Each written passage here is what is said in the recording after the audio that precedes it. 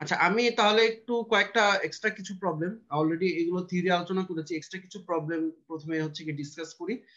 তারপর হচ্ছে গিয়ে আমি আপনাদের নতুন টপিকে যাব। তো আমরা হচ্ছে কি মেসন্স রুল নিয়ে আলোচনা করতেছিলাম, এসএফজি।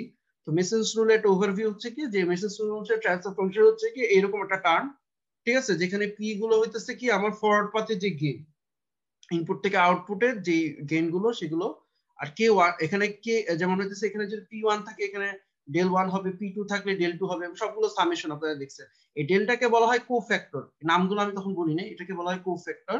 যেই পথের আপনি হইতেছে ডেল বাইর করতেছে সেটা সেই পথের কোফ্যাক্টর, আর নিচে ডেলটাকে বলা হয় ডিটারমিনেন্ট। এগুলো কিভাবে বের করতে হয় সেটাও আপনারা দেখছেন, যেমন ডেল বাইর করা হয় ওয়ান মাইনাস, এই ওয়ানটা সবসময় থাকবে, minus summation of loop gain, তারপর কি প্লাস, এই দেখেন মাইনাস প্লাস মাইনাস প্লাস, এভাবে করে টার্ম গুলো থাকবে, ঠিক আছে। তারপর হচ্ছে কি সামেশন অফ কি two non touching loop gain, gain product of three non touching loop, তারপর গেইন প্রোডাক্ট অফ কি ফোর নন টাচিং লুপ, এগুলো। আচ্ছা, তারপর হইতেছে কি যে আর ডেল কে যেটাকে কোফ্যাক্টর বলেছে সেটা হইতেছে আমরা একবার ডেল বের করার পর এই যেই পথের জন্য আমরা হইতেছে ডেলটা বের করতেছি, মানে যেই পথের আমরা কোফ্যাক্টর বের করতেছি ওই পথকে যেই যেই লুপ টাচ করছে সেই লুপ গুলোকে, সেই লুপ গেইন গুলোকে আমরা এই ডেল থেকে বাদ দিব, বাদ দিয়ে যা কিছু থাকবে সেটাই হইতেছে কি আমার ওই ডেল কে বা যেটা হচ্ছে কোফ্যাক্টর। তা আমার যদি এই প্রত্যেকটা টার্ম, যে এখানে যে ব্র্যাকেটের ভিতরে প্রত্যেকটা টার্মও যদি বাদ যায় তারপর কিন্তু এটা কখনো জিরো হবে না, এখানে ওয়ান থেকেই যাবে, ঠিক আছে। আচ্ছা, তা আমরা অনেকগুলো এক্সাম্পলের কথা আমি বলেছি, এর মধ্যে একটা এক্সাম্পল মনে হয় নিজে দেখতে বলছি, একটু কমপ্লেক্স একটা এক্সাম্পল। এটা আমি জাস্ট একটা ওভারভিউ দিই। এখানে আসলে আমার তিনটা ফরওয়ার্ড পাথ আছে। আপনারা যদি দেখে থাকেন এই এক্সাম্পলটা, এখান থেকে ফরওয়ার্ড পাথ মানে হচ্ছে ইনপুট থেকে আউটপুটে যাওয়ার যে রাস্তা কয়টা আছে, তিনটা। একটা হলো এই যে সোজা একটা রাস্তা, একটা হচ্ছে দেখেন এই যে প্যারালাল পাথ যদি থাকে, ঠিক আছে, এই যে G3 G4 G5, এটা যদি আমি একটু বড় করি, এটাকে বাইপাস করে এই যে G7 দিয়ে একটা রাস্তা গিয়েছে। তারপর আর কোথায় কোথায় রাস্তা আছে, আরেকটা রাস্তা হলো এই যে এখান থেকে একটা প্যারালাল পথ G5 আর G6 কে বাইপাস করে একটা রাস্তা গিয়েছে। এইভাবে করে তিনটা আমার হচ্ছে কি প্যারালাল পাথ তৈরি হয়েছে। এখানে টোটাল হলো 8টা লুপ তৈরি হয়েছে, ঠিক আছে। তো লুপ গুলো আশা করি আপনারা এতদিন বুঝতে পেরেছেন লুপটা আসলে কি, যে কোনো একটা পয়েন্ট থেকে স্টার্ট হয়ে, যেমন হচ্ছে আমি যদি চিন্তা করি এই পয়েন্ট থেকে স্টার্ট করে এই পুরা হচ্ছে ডায়াগ্রামটা ঘুরে অন্য কোনো একটা পাথ দিয়ে যদি আমি রিটার্ন করতে পারি ওই পয়েন্টটাতে বা ওই নোটটাতে, তাহলে এটাকে আমরা লুপ বলবো। অবশ্যই আমার খেয়াল করতে হবে যে আমি যখন রিটার্ন করবো, রিটার্ন করার সময় এই যে অ্যারো চিহ্নগুলোকে কিন্তু ভাইলেট করা যাবে না। এই অ্যারো চিহ্নের উপরে যেগুলো আছে সেগুলো আপনারা জানেন, সেগুলোকে আমরা সিস্টেম বলি, আর এই নোট গুলোকে আমরা আসলে সিগন্যাল বলি, ঠিক আছে। তো এরকম করে আমার 8টা লুপ আছে। তো এর মধ্যে আমি যেটা বলেছিলাম, আমরা যখন নন টাচিং লুপ নিই, আপনারা খেয়াল করে দেখবেন, যেমন আমি হতেছে যে একবার যখন লুপ ইকুয়েশন তো অলরেডি অনেকবার দেখিয়েছি, এটা আমি আশা করি আর ডিসকাস করার দরকার নাই। যেমন হইতেছে আমি যদি নন টাচিং এর কথা যদি বলি, দেখেন L1 এর মধ্যে হইতেছে কি আছে, 2 3 4 5 আর H2 আছে।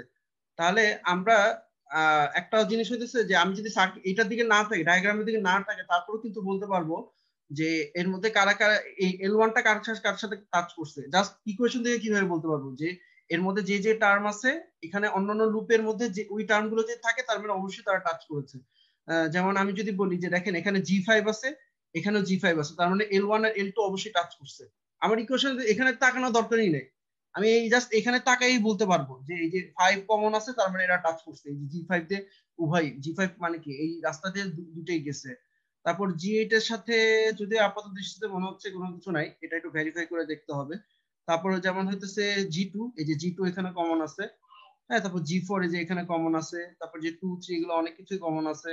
তারপরে যে 2 এখানে কমন আছে, 2 এখানে কমন আছে। এভাবে করে কিন্তু আমরা হচ্ছে গিয়ে প্রাথমিকভাবে যেটা করবো, প্রাথমিকভাবে ইকুয়েশন গুলো কম্পেয়ার করে কিন্তু আমরা আসলে বুঝতে পারবো যে টাচ করছে কি করে নাই।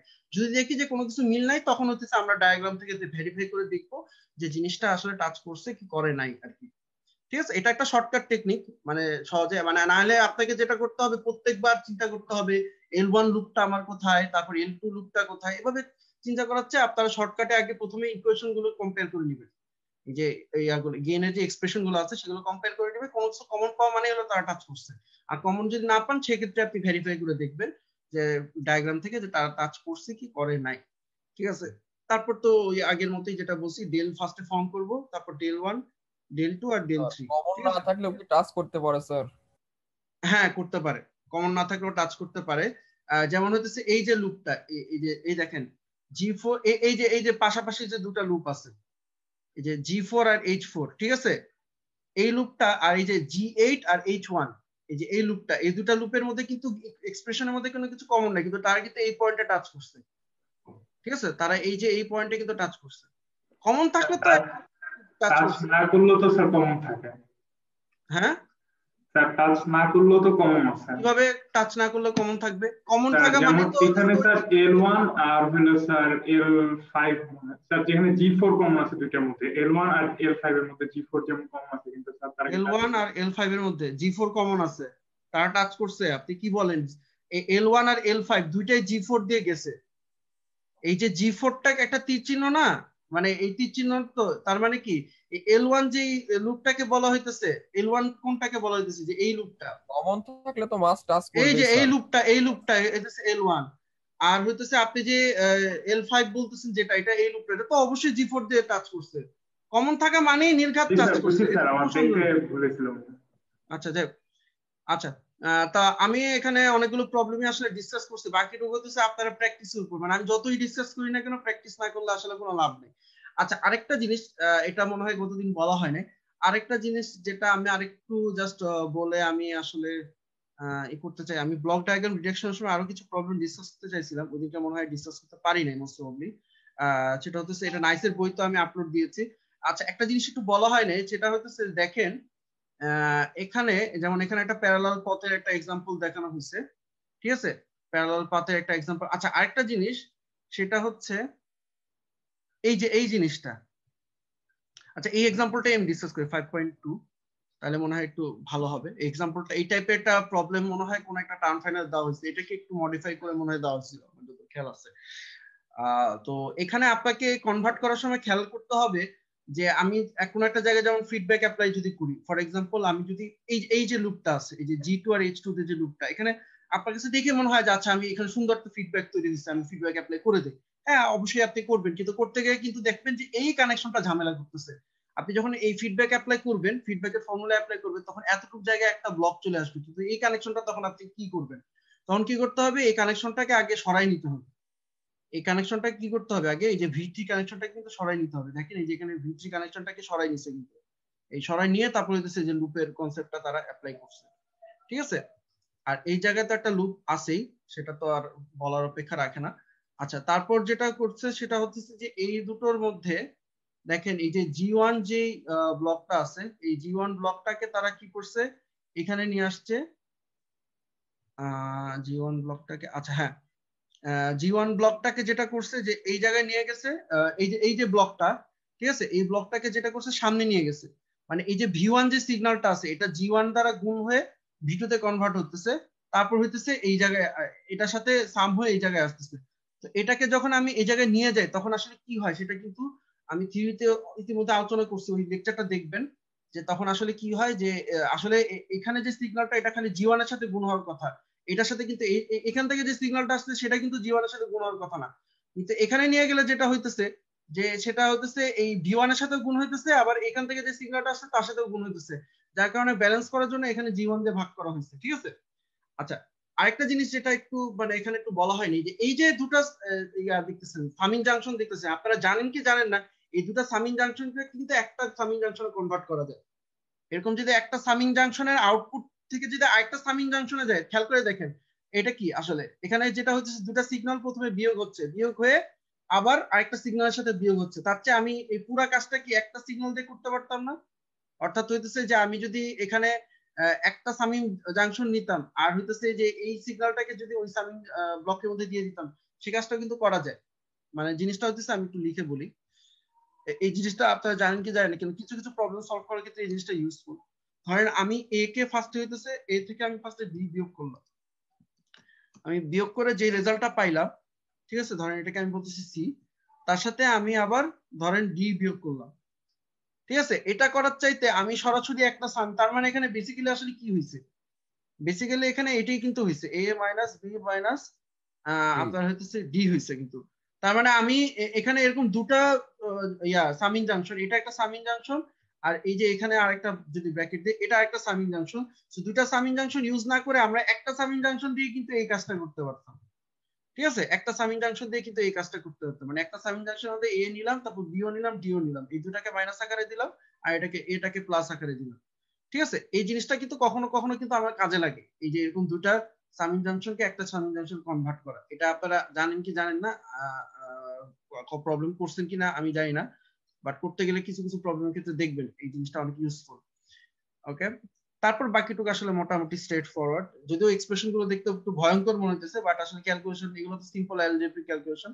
অ্যালজেব্রিক ক্যালকুলেশন আপনাদের কাছে কঠিন লাগার কথা না, কিন্তু যেটা হয় স্টুডেন্টরা এই কানেকশন গুলো উল্টা পাল্টা করে ফেলে। মানে প্রতি বছরই আমরা যেটা দেখি, ব্লক ডায়াগ্রাম সলভ করার সময় স্টুডেন্টরা কানেকশন উল্টা পাল্টা করে ফেলে, উল্টা পাল্টি করার কারণে আসলে এই মানে এই প্যাচ গুলো লাগে আর কি। স্যার বলেন। স্যার ওই সিম্পলিফিকেশন করার সময় স্যার মানে একটা বড় মানে অ্যালজেব্রিক মাল্টিপ্লিকেশন আছে স্যার, সেটা মনে করেন আমি সিম্পলিফাই করতে মানে আমার টাইম কনজিউমিং হবে। সেক্ষেত্রে স্যার আমি ওই জিনিসটাকে আমি সাপোজ মনে করেন বড় জিনিসটাকে এক্স বা ওয়াই নাম দিয়ে করলাম, পরে আমি এক্স বা ওয়াই কে কাজে এটা লাগাইলাম। এই জিনিসটা মনে করেন টিচারের উপর নির্ভর করে, এটা চাইলে এটা কিছু এটা মার্ক তো কাটা যাবে, একজন একই লজিক সিম্পলিফাই স্যার। করে দেখাইছে আরেকজন সিম্পলিফাই করে দেখায়নি, দুইজন তো সেম মার্ক। যেমন হইতেছে এই যে এইটাকে ধরেন এই এক্সপ্রেশনটাকে গুণ করে হ্যাঁ এটা পাওয়া যায়, তো এখন সেটাই আপনি যদি সিম্পলি হইতেছে এই আকারে লিখে দেন, এটা চাইলে টিচার কনসিডার করতে পারে, নাও করতে পারে, মানে জিরো দিবে না, হয়তো এক দুই এক মার্ক কাটতে পারে। আর পাশে ক্যালকুলেশন গুলো সবসময় পাশে দেখাবেন, মানে ভিতরে তো দেখাতে পারবেন না, পাশে ক্যালকুলেশনটা দেখাবেন। হ্যাঁ, এখানে ধরেন একটা দাগ দিয়ে পাশে হচ্ছে ক্যালকুলেশন গুলো করে দেখাবেন।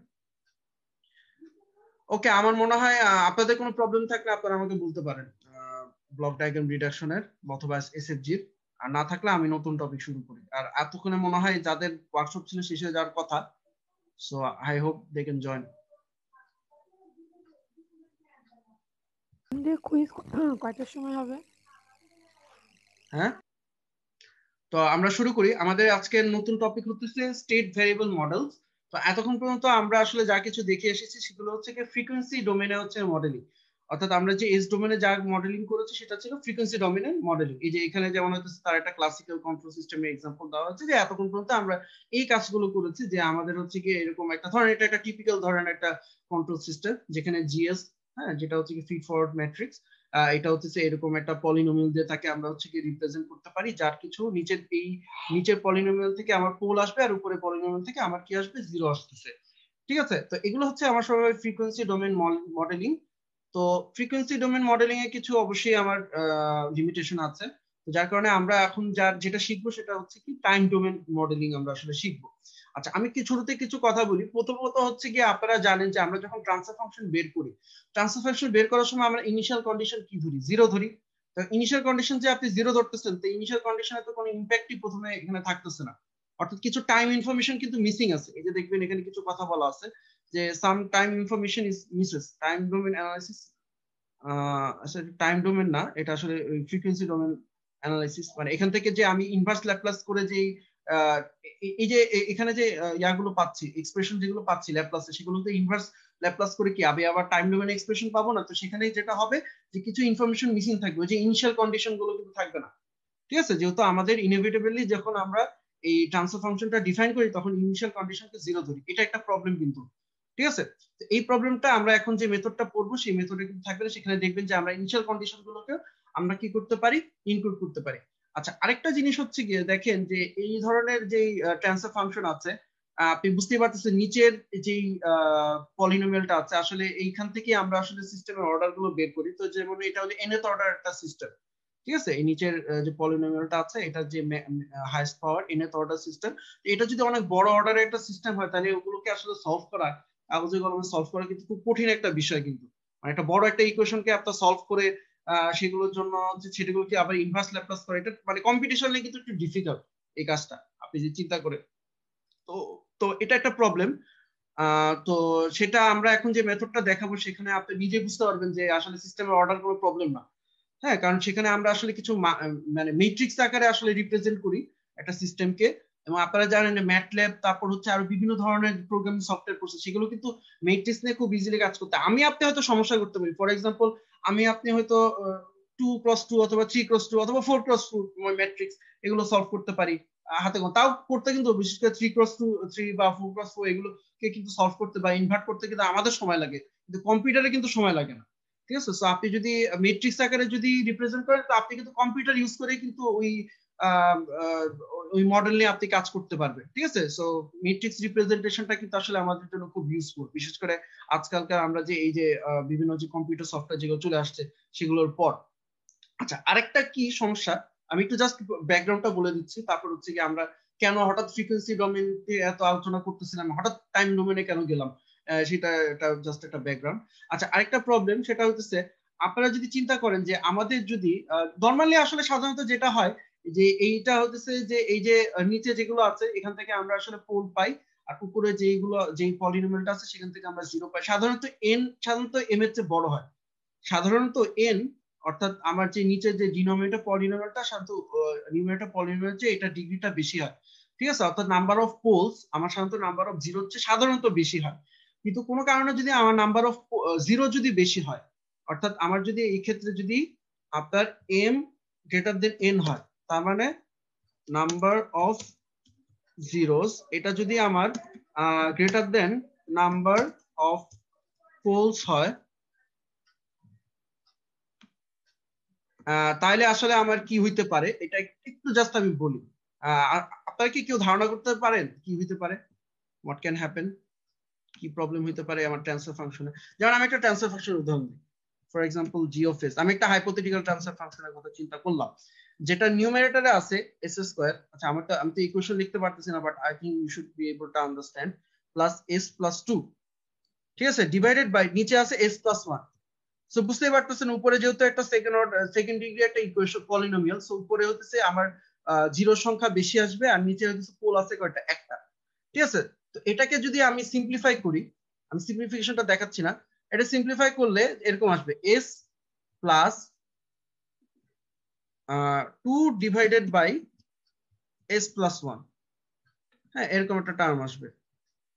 এস প্লাস এটাকে সিম্পলিফাই করলে যেহেতু উপরের পলিনোমিয়ালের ডিগ্রি বেশি এজন্য একটা এস টার্ম চলে আসবে, ডিগ্রি যেহেতু এক বেশি এজন্য এখানে একটা এস টু দি পাওয়ার 1 এরকম একটা টার্ম চলে আসছে, প্লাস এটা আসছে। তো আমাদের যদি এরকম একটা ট্রান্সফার ফাংশন থাকে, এই ট্রান্সফার ফাংশনটা আসলে কি সমস্যা করতে পারে আপনারা কি বলতে পারবেন?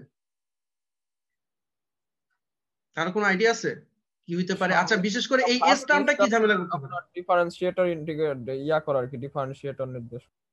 কোনটা? ফার্স্ট টার্মটা? হ্যাঁ, ফার্স্ট টার্মটা আমার আসলে এই যে প্রথম যে টার্মটা আছে এটাই আসলে ঝামেলাটা করবে।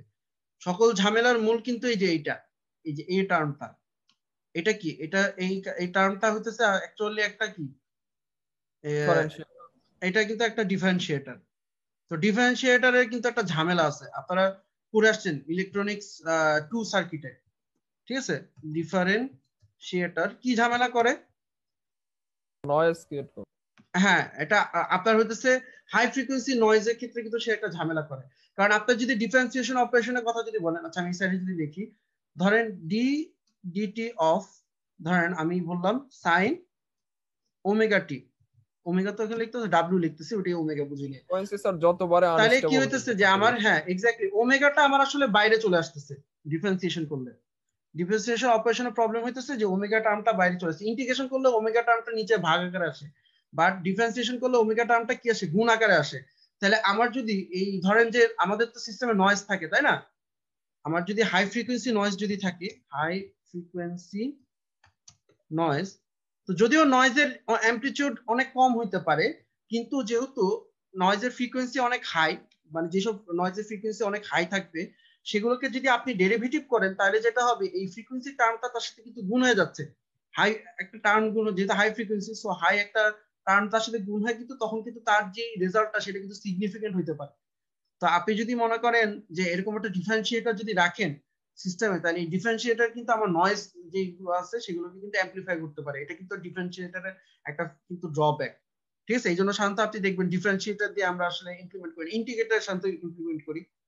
ইনফ্যাক্ট আমরা এই স্টেট রিপ্রেজেন্টেশন পড়ার সময় দেখবো যে আমরা একটা ব্লক, এই এরকম একটা ট্রান্সফার ফাংশন যদি দেওয়া থাকে, এই ট্রান্সফার ফাংশনকে আমরা বিভিন্ন ব্লক আকারে আমরা হচ্ছে কি দেখাই, সেখানেও দেখবেন যে ইন্টিগ্রেশন আকারে দেখানো হয়, ডিফারেন্সিয়েশন আকারে সাধারণত দেখানো হয় না।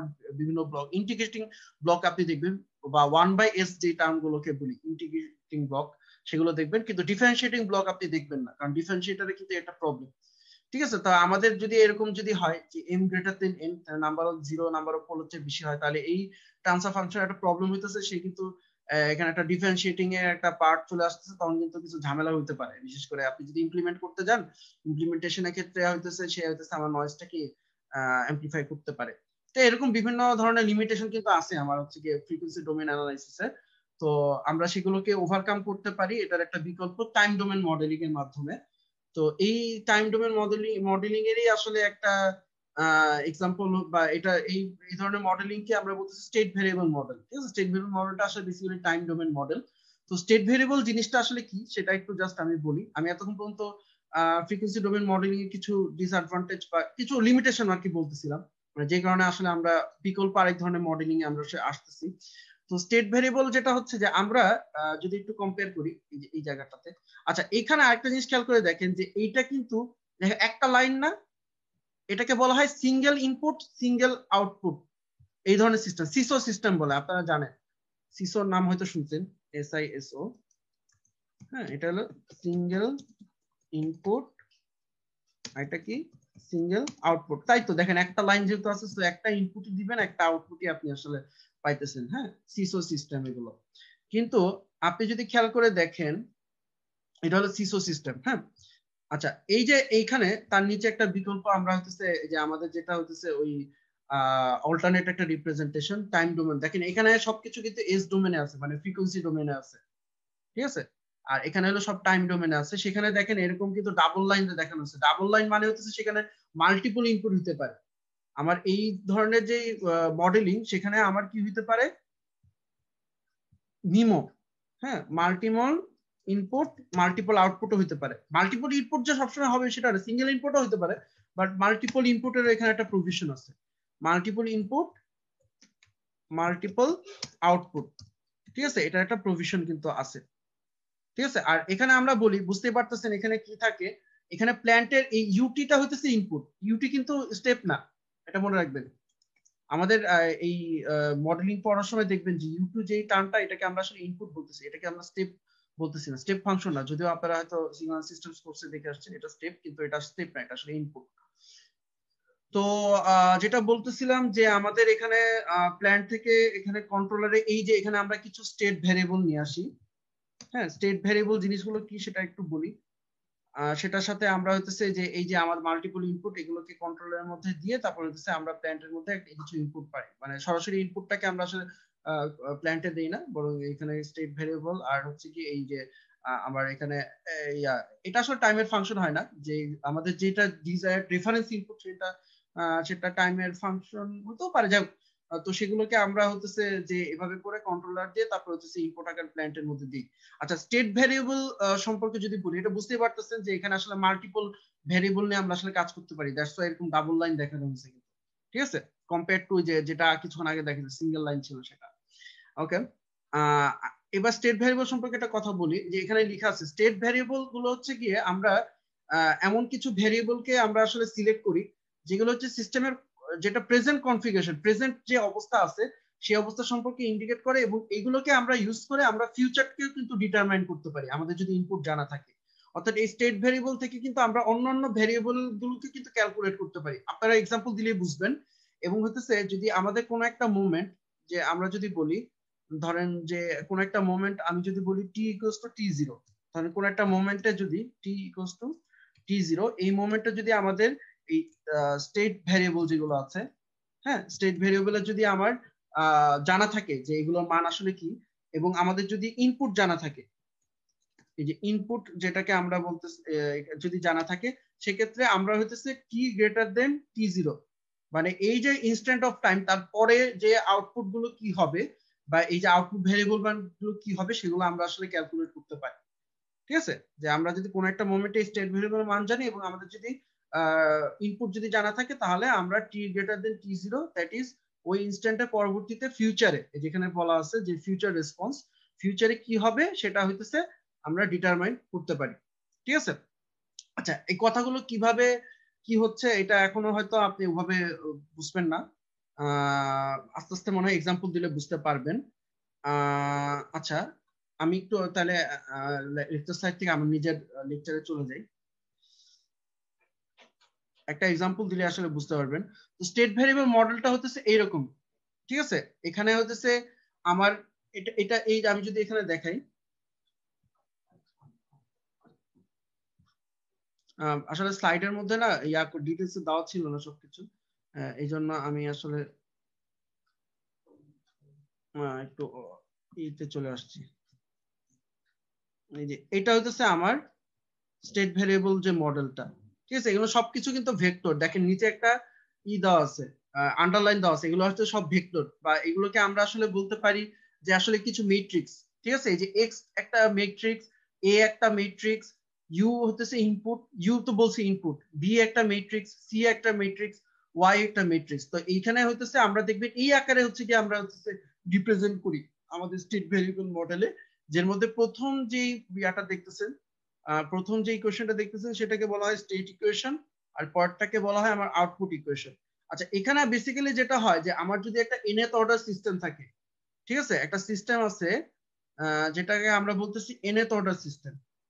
একটা nth অর্ডার সিস্টেম মানে একটা সিস্টেম যার যদি আপনি ক্যারেক্টারিস্টিক ইকুয়েশন বা যেটা ডাইনামিক্স কে ডিসক্রাইব করার জন্য যে ইকুয়েশনটা আছে, সেই ইকুয়েশনটাকে যদি আপনি ডিরাইভ করেন, তাহলে এটার অর্ডার হচ্ছে ইন জেনারেল হচ্ছে কি আমরা বলতেছি nth অর্ডার। তো এই nth অর্ডার সিস্টেমকে আপনারা যেটা করতে পারেন, ঠিক আছে, n number of first order equation এই আকারে কিন্তু আপনারা ভেঙে লিখতে পারেন একটা nth অর্ডার সিস্টেম। মানে মনে করেন যদি একটা থার্ড অর্ডার সিস্টেম হয়, তাহলে আপনি ওই থার্ড অর্ডার সিস্টেমকে তিনটা ফার্স্ট অর্ডার ইকুয়েশন দিয়েও কিন্তু আপনি লিখতে পারবেন। এটা আমরা দেখবো যে এখন কিছুক্ষণ একটা ইলেকট্রিক্যাল সার্কিটের এক্সাম্পল দেখবো, ঠিক আছে? তাহলে আমরা যেটা হইতেছে যে আমাদের, আমি যদি একটু বলি যে এখানে এই ম্যাট্রিক্স গুলো সম্পর্কে বলি, যে এখানে আবার এই যে এ যে ম্যাট্রিক্স যেটাকে আমরা বলতেছি সিস্টেম ম্যাট্রিক্স, এটা হইতেছে একটা n cross n matrix. n আচ্ছা আমি ক্রসটা এইভাবে লিখি, n ক্রস n ম্যাট্রিক্স, ঠিক আছে? আমার এই স্টেট ভেক্টর যেটা, স্টেট ভেক্টর হইতেছে একটা কলাম ভেক্টর। মনে করেন হইতেছে যে আমার n সংখ্যক স্টেট ভ্যারিয়েবল আছে, তাহলে n ক্রস 1, বুঝতে পারতেছেন যে আমি যদি এখানে n ক্রস এখানে কি এটা কি লেখা ঠিক আছে? n ক্রস 1, আচ্ছা হ্যাঁ ঠিক আছে। একটা n ক্রস 1 আর n cross n cross n কে যদি আমি আগে দিই, n ক্রস n কে যদি আমি তারপরে রাখি, তো ম্যাট্রিক্সের ইয়া থেকে কিন্তু জানি যে আমার এই যে x ডট, যেটা এই x ডট গুলো হইতেছে এই যে x dot ax plus bu, এই যে কিছুক্ষণ আগে বললাম না ফার্স্ট অর্ডার ইকুয়েশন, এটা কিন্তু ফার্স্ট অর্ডার ইকুয়েশনের কিন্তু দেখেন একটা ফর্ম, কিন্তু x ডট মানে হইতেছে এই এই যে আমার যে ইয়াগুলো আছে স্টেট ভ্যারিয়েবল আছে সেগুলো টাইম ডেরিভেটিভ, ঠিক আছে? টাইম ডেরিভেটিভ আর x ডটটা হইতেছে টাইম ডেরিভেটিভ, টাইম ডেরিভেটিভ।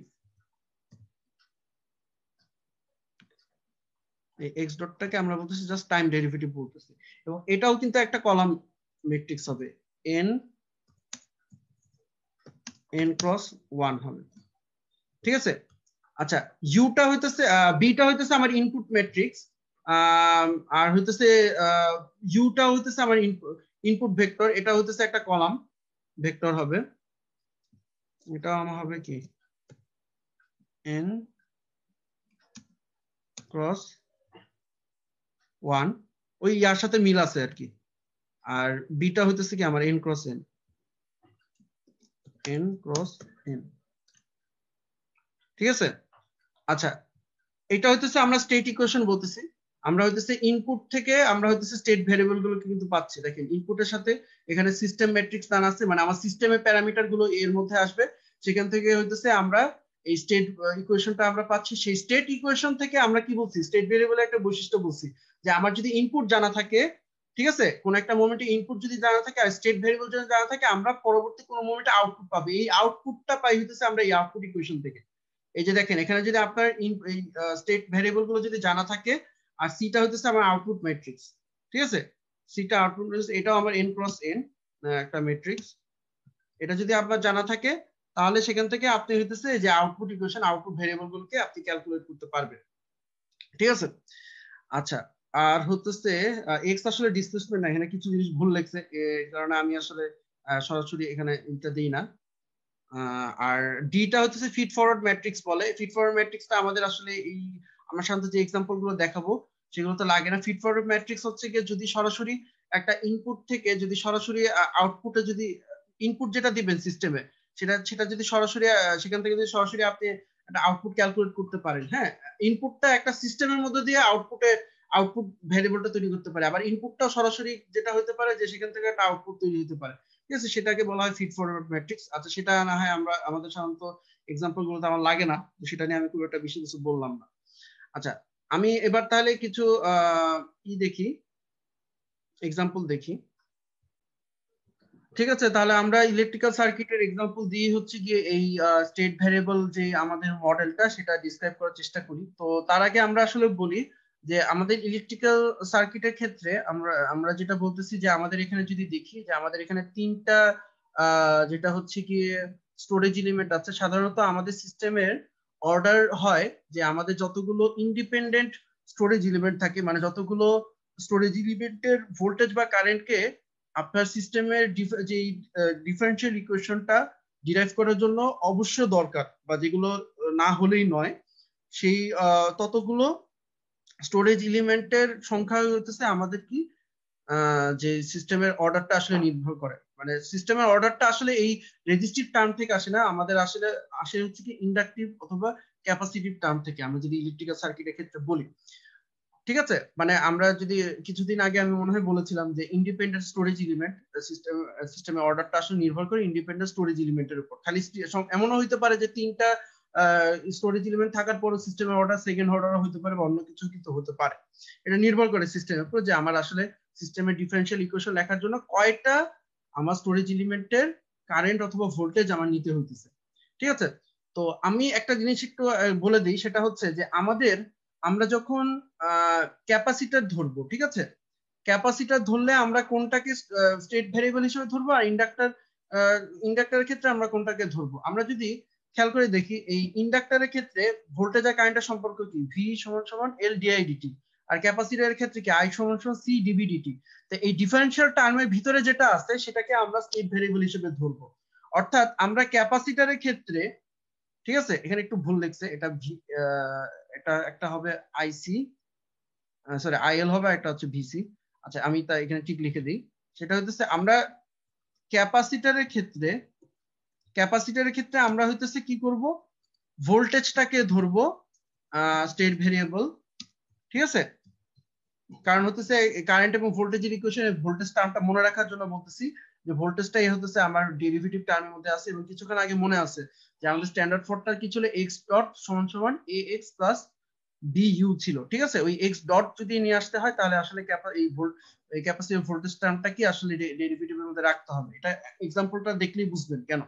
আর ইন্ডাক্টরের ক্ষেত্রে আমরা সাধারণত ইন্ডাক্টরের যে কারেন্টটা, ঠিক আছে, ইন্ডাক্টরের কারেন্টটাকে আমরা হইতেছে কি ধরবো, স্টেট ভেরিয়েবল হিসেবে ধরবো। একই কারণ যে ইন্ডাক্টর ভোল্টেজ আর কারেন্টের মধ্যে ইন্ডাক্টরের কারেন্টটাই হচ্ছে ডেরিভেটিভ টার্মের ভিতরে থাকে।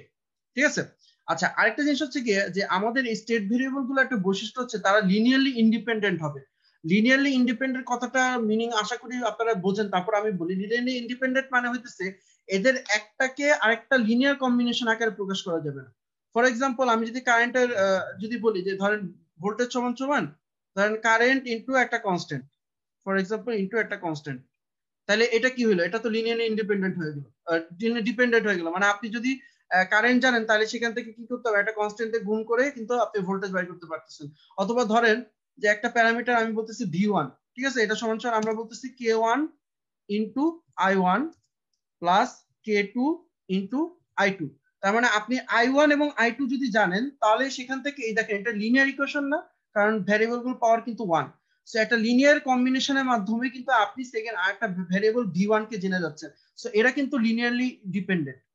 তার মানে কি যে ভি1টাকে আপনি বলতে পারতেছেন কি লিনিয়ারলি ডিপেন্ডেন্ট অন আই1 এন্ড আই2। মানে লিনিয়ার ইন্ডিপেন্ডেন্সি মানে কি, এটা বোঝানোর জন্য আমি আসলে কথাগুলো বলতেছি। তা আমাদের স্টেট ভেরিয়েবল গুলোকে কিন্তু এভাবে লিনিয়ার কম্বিনেশন, অন্যান্য ভেরিয়েবলের লিনিয়ার কম্বিনেশন আকারে লেখা যাবে না। এটা কিন্তু একটা ইম্পর্টেন্ট বৈশিষ্ট্য যে আমাদের স্টেট ভেরিয়েবল গুলো হবে লিনিয়ারলি ইন্ডিপেন্ডেন্ট। ঠিক আছে, মানে যেটাকে আমি যদি আই1 এবং আই2 কে যদি আমি স্টেট ভেরিয়েবল হিসেবে ধরি, সেক্ষেত্রে ভি কে আমার অবশ্যই স্টেট ভেরিয়েবল হিসেবে ধরা যাবে না, কারণ এটা হচ্ছে কি এই দুটো লিনিয়ার কম্বিনেশন আকারে এটাকে লেখা যায়। এটা একটা ইম্পর্টেন্ট আমার পয়েন্ট। আচ্ছা আচ্ছা, এবার যেটা বলতেছি যে আমাদের যেহেতু এখানে তিনটা হচ্ছে স্টোরেজ এলিমেন্ট আছে, আমরা আপাতত হচ্ছে কি তিনটা স্টেট ভেরিয়েবলই ধরি। বেশি ধরলে সমস্যা নাই, কম ধরলে সমস্যা আছে। মিনিমাম যে কয়টা লাগবে তার চেয়ে কম ধরলে আসলে প্রবলেম আছে আর কি। আচ্ছা, তা আমরা যেটা বলেছিলাম যে আমরা এই সার্কিটের ক্ষেত্রে যদি দেখি, এই যে ইন্ডাক্টরের কারেন্টকে আমরা বলতেছি I1, আমরা কি বলছি ইন্ডাক্টরের কারেন্ট ধরবো আর ক্যাপাসিটরের ভোল্টেজ ধরবো। আমরা যদি দেখি ইনপুটটা হচ্ছে VI, আউটপুট হচ্ছে ক্যাপাসিটরের ভোল্টেজটাই হচ্ছে ক্যাপাসিটর বা ইন্ডাক্টর যেটাই বলেন না কেন, ভোল্টেজটাই হচ্ছে আমার আউটপুট। ঠিক আছে, যে এখান থেকে আমি আউটপুট দিতেছি। তাহলে আমরা হচ্ছে এখানে তিনটা ভেরিয়েবল ধরবো। একটা হচ্ছে এই ইন্ডাক্টরের, প্রথমে আমরা ভেরিয়েবল গুলোকে চুজ করব। ইন্ডাক্টরের কারেন্ট, এই L1 ইন্ডাক্টরের কারেন্ট I1 এটাকে একটা ভেরিয়েবল ধরবো। তারপর L2 ইন্ডাক্টরের কারেন্ট কে আরেকটা ভেরিয়েবল X2 ধরবো।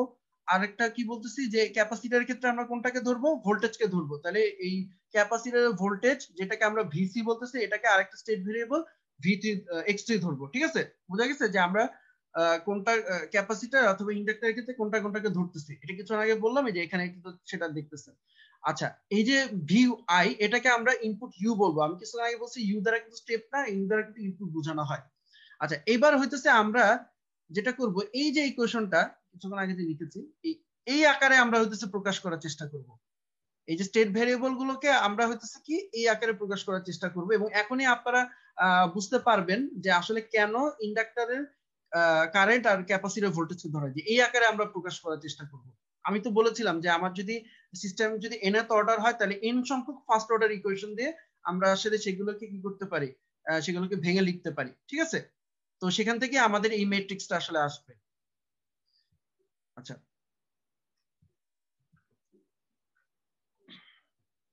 তো আমরা যদি এখানে একটা কেভিএল যদি অ্যাপ্লাই করি, কেভিএলটা বলতে হচ্ছে যে আমরা যদি এই যে লুপটা আছে, এই যে আর আর L1 আর এই সি অর্থাৎ ক্যাপাসিটর, এটা দিয়ে যদি একটা আমরা কেভিএল লিখি, তাহলে কি দেখা যায় এই ভোল্টেজ ড্রপটা কি এই তিনটা ভোল্টেজ ড্রপের সমান।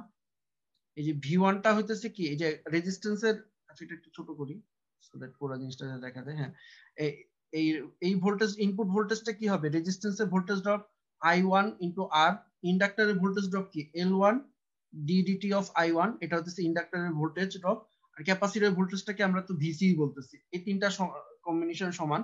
তো এর মধ্যে আমরা হইতেছে এই যে ডিফারেনশিয়াল যে টার্মটা আছে, হ্যাঁ ফার্স্ট টাইম ডেরিভেটিভের টার্মটা, এটাকে বাম পাশে নিব। খেয়াল করে দেখি, আমরা কিন্তু বলছি যে আমরা এই আকারে প্রকাশ করব। তো এই আকারে প্রকাশ করতে হলে কি করতে হবে, ওই টাইম ডেরিভেটিভের টার্মটাকে এক সাইডে রাখতে হবে, বাকি সবকিছুকে আরেক সাইডে রাখতে হবে। ঠিক আছে, তাহলে আমরা টাইম ডেরিভেটিভের টার্মটাকে এক সাইডে রাখলাম। এই যে এখানে টাইম ডেরিভেটিভ টার্ম আছে, এটাকে এক সাইডে রাখলাম, বাকি সবকিছুকে আমরা আরেক সাইডে নিয়ে গেলাম।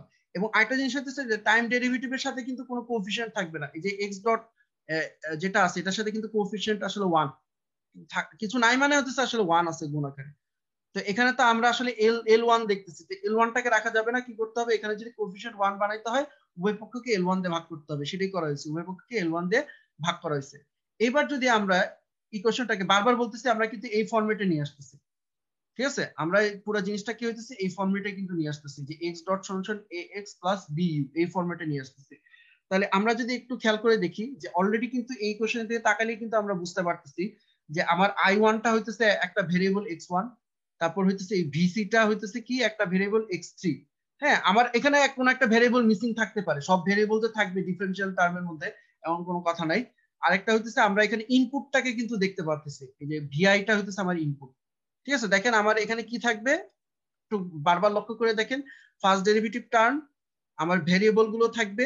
ঠিক আছে, আর হচ্ছে ইনপুট টার্মটা থাকতে পারে। এর মধ্যে কোন একটা জিনিস মিসিংও থাকতে পারে। ধরেন যে ভেরিয়েবল যদি তিনটা থাকে, তিনটার মধ্যে হয়তো একটা থাকতে পারে, দুইটাই থাকতে পারে, অথবা তিনটাই থাকতে পারে। ঠিক আছে, ইনপুট টার্মটা থাকতেও পারে অথবা নাও থাকতে পারে। ঠিক আছে, ইনপুট টার্মটা যে সবসময় থাকবে এমন কথা নাই। যেমন আমার এই কোশ্চেনের ক্ষেত্রে ইনপুট টার্মটা আছে, তো আমরা এখানে লিখে ফেলি যে এই I1 এর বদলে আমরা x1 লিখলাম। আমাদের এখানে আসলে I2 টার্মটা নাই, এজন্য আমরা 0 ইনটু I2 লিখলাম। কেন লিখলাম এটা বুঝতে পারবেন, ম্যাট্রিক্স লেখার জন্য আমরা আসলে এইভাবে লিখছি। আর মাইনাস 1/L এই VC এর বদলে আমরা x3 লিখছি, আর 1/L এই যে ইনপুট যেটা VI-টাকে আমরা ইনপুট আকারে লিখছি। ঠিক আছে, এই যে একটা আমার ডিফারেনশিয়াল ইকুয়েশন কিন্তু হয়ে গেছে। ঠিক আছে, তো এরকম করে যেহেতু এটা একটা থার্ড অর্ডার সিস্টেম, আমার এরকম তিনটা ডিফারেনশিয়াল ইকুয়েশন লাগবে। একটা আমরা যদি বুঝতে পারি, হ্যাঁ কি কিছু বলবেন? স্যার আমরা কি তাহলে স্যার আমরা যেই কটা ভ্যারিয়েবল প্রতিটার জন্যই আর কি ইকুয়েশনের ভিতরে হ্যাঁ, করব? প্রত্যেকটার জন্য প্রত্যেকটাকে একটা ডেরিভেটিভের মধ্যে রেখে আমার তিনটা, মানে এখানে তিনটা যেহেতু ভ্যারিয়েবল আছে, আমার তিনটা ইকুয়েশন, আমার এটা থার্ড অর্ডার সিস্টেম, তার মানে কি আমার তিনটা ফার্স্ট অর্ডার সিস্টেম লাগবে। ঠিক আছে, থার্ড অর্ডার জি স্যার। সিস্টেমকে তিনটা ফার্স্ট অর্ডার ডিফারেনশিয়াল ইকুয়েশনের মাধ্যমে কিন্তু আমরা ডিকম্পোজ করে লিখতে পারি। আমার সেটাই লাগবে, একটা অলরেডি পাইছে, আরো দুটা লাগবে। আচ্ছা, বাকি দুটো আমরা কোত্থেকে পাবো? হ্যাঁ বলেন। আর স্যার এই যে কেবিএল করার পরে আমরা যে ইন্ডিপেন্ডেন্ট যেই ভেরিয়েবলের কারেন্টটা ওইটারে আমরা লেফট সাইডে নিয়ে নিছি। এখানে হইতেছে না, কেবিএল পড়ার পর যেখানে ডেরিভেটিভটা আছে সেটাকে আমরা লেফট সাইডে নিছি। আচ্ছা। ফর্মটা হইতেছে যে এইটা, জি ফর্মটা হইতেছে এই যে এইটা, দেখেন ডেরিভেটিভ টার্মটা বাম দিকে আছে। আর মানে এইটার কথা চিন্তা করবেন, ডেরিভেটিভ টার্মটা বাম দিকে আছে ইকুয়ালস টু আমার হইতেছে কি এই স্টেট ভেরিয়েবল গুলো প্লাস ইনপুট। ইনপুট টার্মটা থাকতে পারে, নাও থাকতে পারে, না থাকলে এটা কোএফিশিয়েন্ট কি হবে? জিরো হবে। এই আর কি।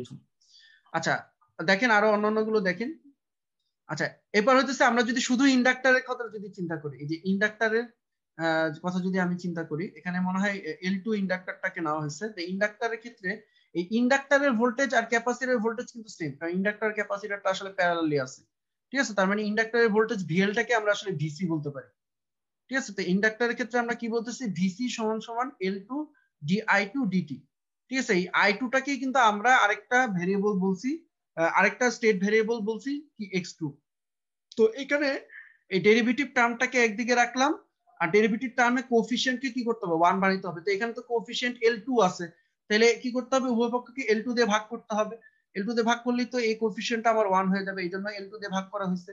তো এইটাকে যদি আমি এই ফর্মে নিয়ে আসি, এই ফর্মে যদি নিয়ে আসি, দেখেন x2 সমান সমান এখানে এই যে ভিসিটা হইতেছে আসলে x3 ভেরিয়েবলটা। আমি যদি খেয়াল করে দেখি, ভিসিটাই হইতেছে আমার x3 ভেরিয়েবল। ঠিক আছে, এই ভিসিটা হলো আমার x3 ভেরিয়েবল। তো এখানে x1 আর x2 তো আসলে নাই, এজন্য x1 এর x2 এর আগে আসলে মানে না থাকা মানে হলো কোএফিশিয়েন্ট 0 থাকা। এটা তো বোঝেনি যে একটা ইকুয়েশনে কোনো একটা ভেরিয়েবল না থাকা মানে হচ্ছে ওটার কোএফিশিয়েন্ট আসলে 0 আছে। আবার দেখি ইউ টার্মটাও কিন্তু নাই, ইনপুট টার্মটাই নেই, সো এটার কোএফিশিয়েন্টও কি এখানে 0 লেখা আছে। মানে সোজা কথা এই স্ট্যান্ডার্ড ফর্মে আমাকে নিয়ে আসতে হবে। ওকে, এবার হইতেছে আমরা যদি ইন্ডাক্টরের ক্ষেত্রে যদি আমরা দেখেছি, এবার আমরা যদি দেখি ক্যাপাসিটরের যে কারেন্ট কেসিএল করলে এই যে ক্যাপাসিটরের কারেন্টটা কি হবে, এখান থেকে যে ইনপুট কারেন্টটা আসতেছে সেখান থেকে যদি আমি ইন্ডাক্টরের কারেন্টটা বিয়োগ করি, তাহলেই তো আমরা ক্যাপাসিটরের কারেন্ট পাবো। অর্থাৎ এখান থেকে যে কারেন্টটা ঢুকতেছে L1 দিয়ে, সেটা হলো I1, আর এই ইন্ডাক্টরের কারেন্টটা হচ্ছে I2। তার মানে কি এই I1 থেকে I2 যদি বিয়োগ দিই, বাকি কারেন্ট কোথায় যাচ্ছে? এই ক্যাপাসিটরের মধ্যে দিয়ে যাচ্ছে। Simple KCL.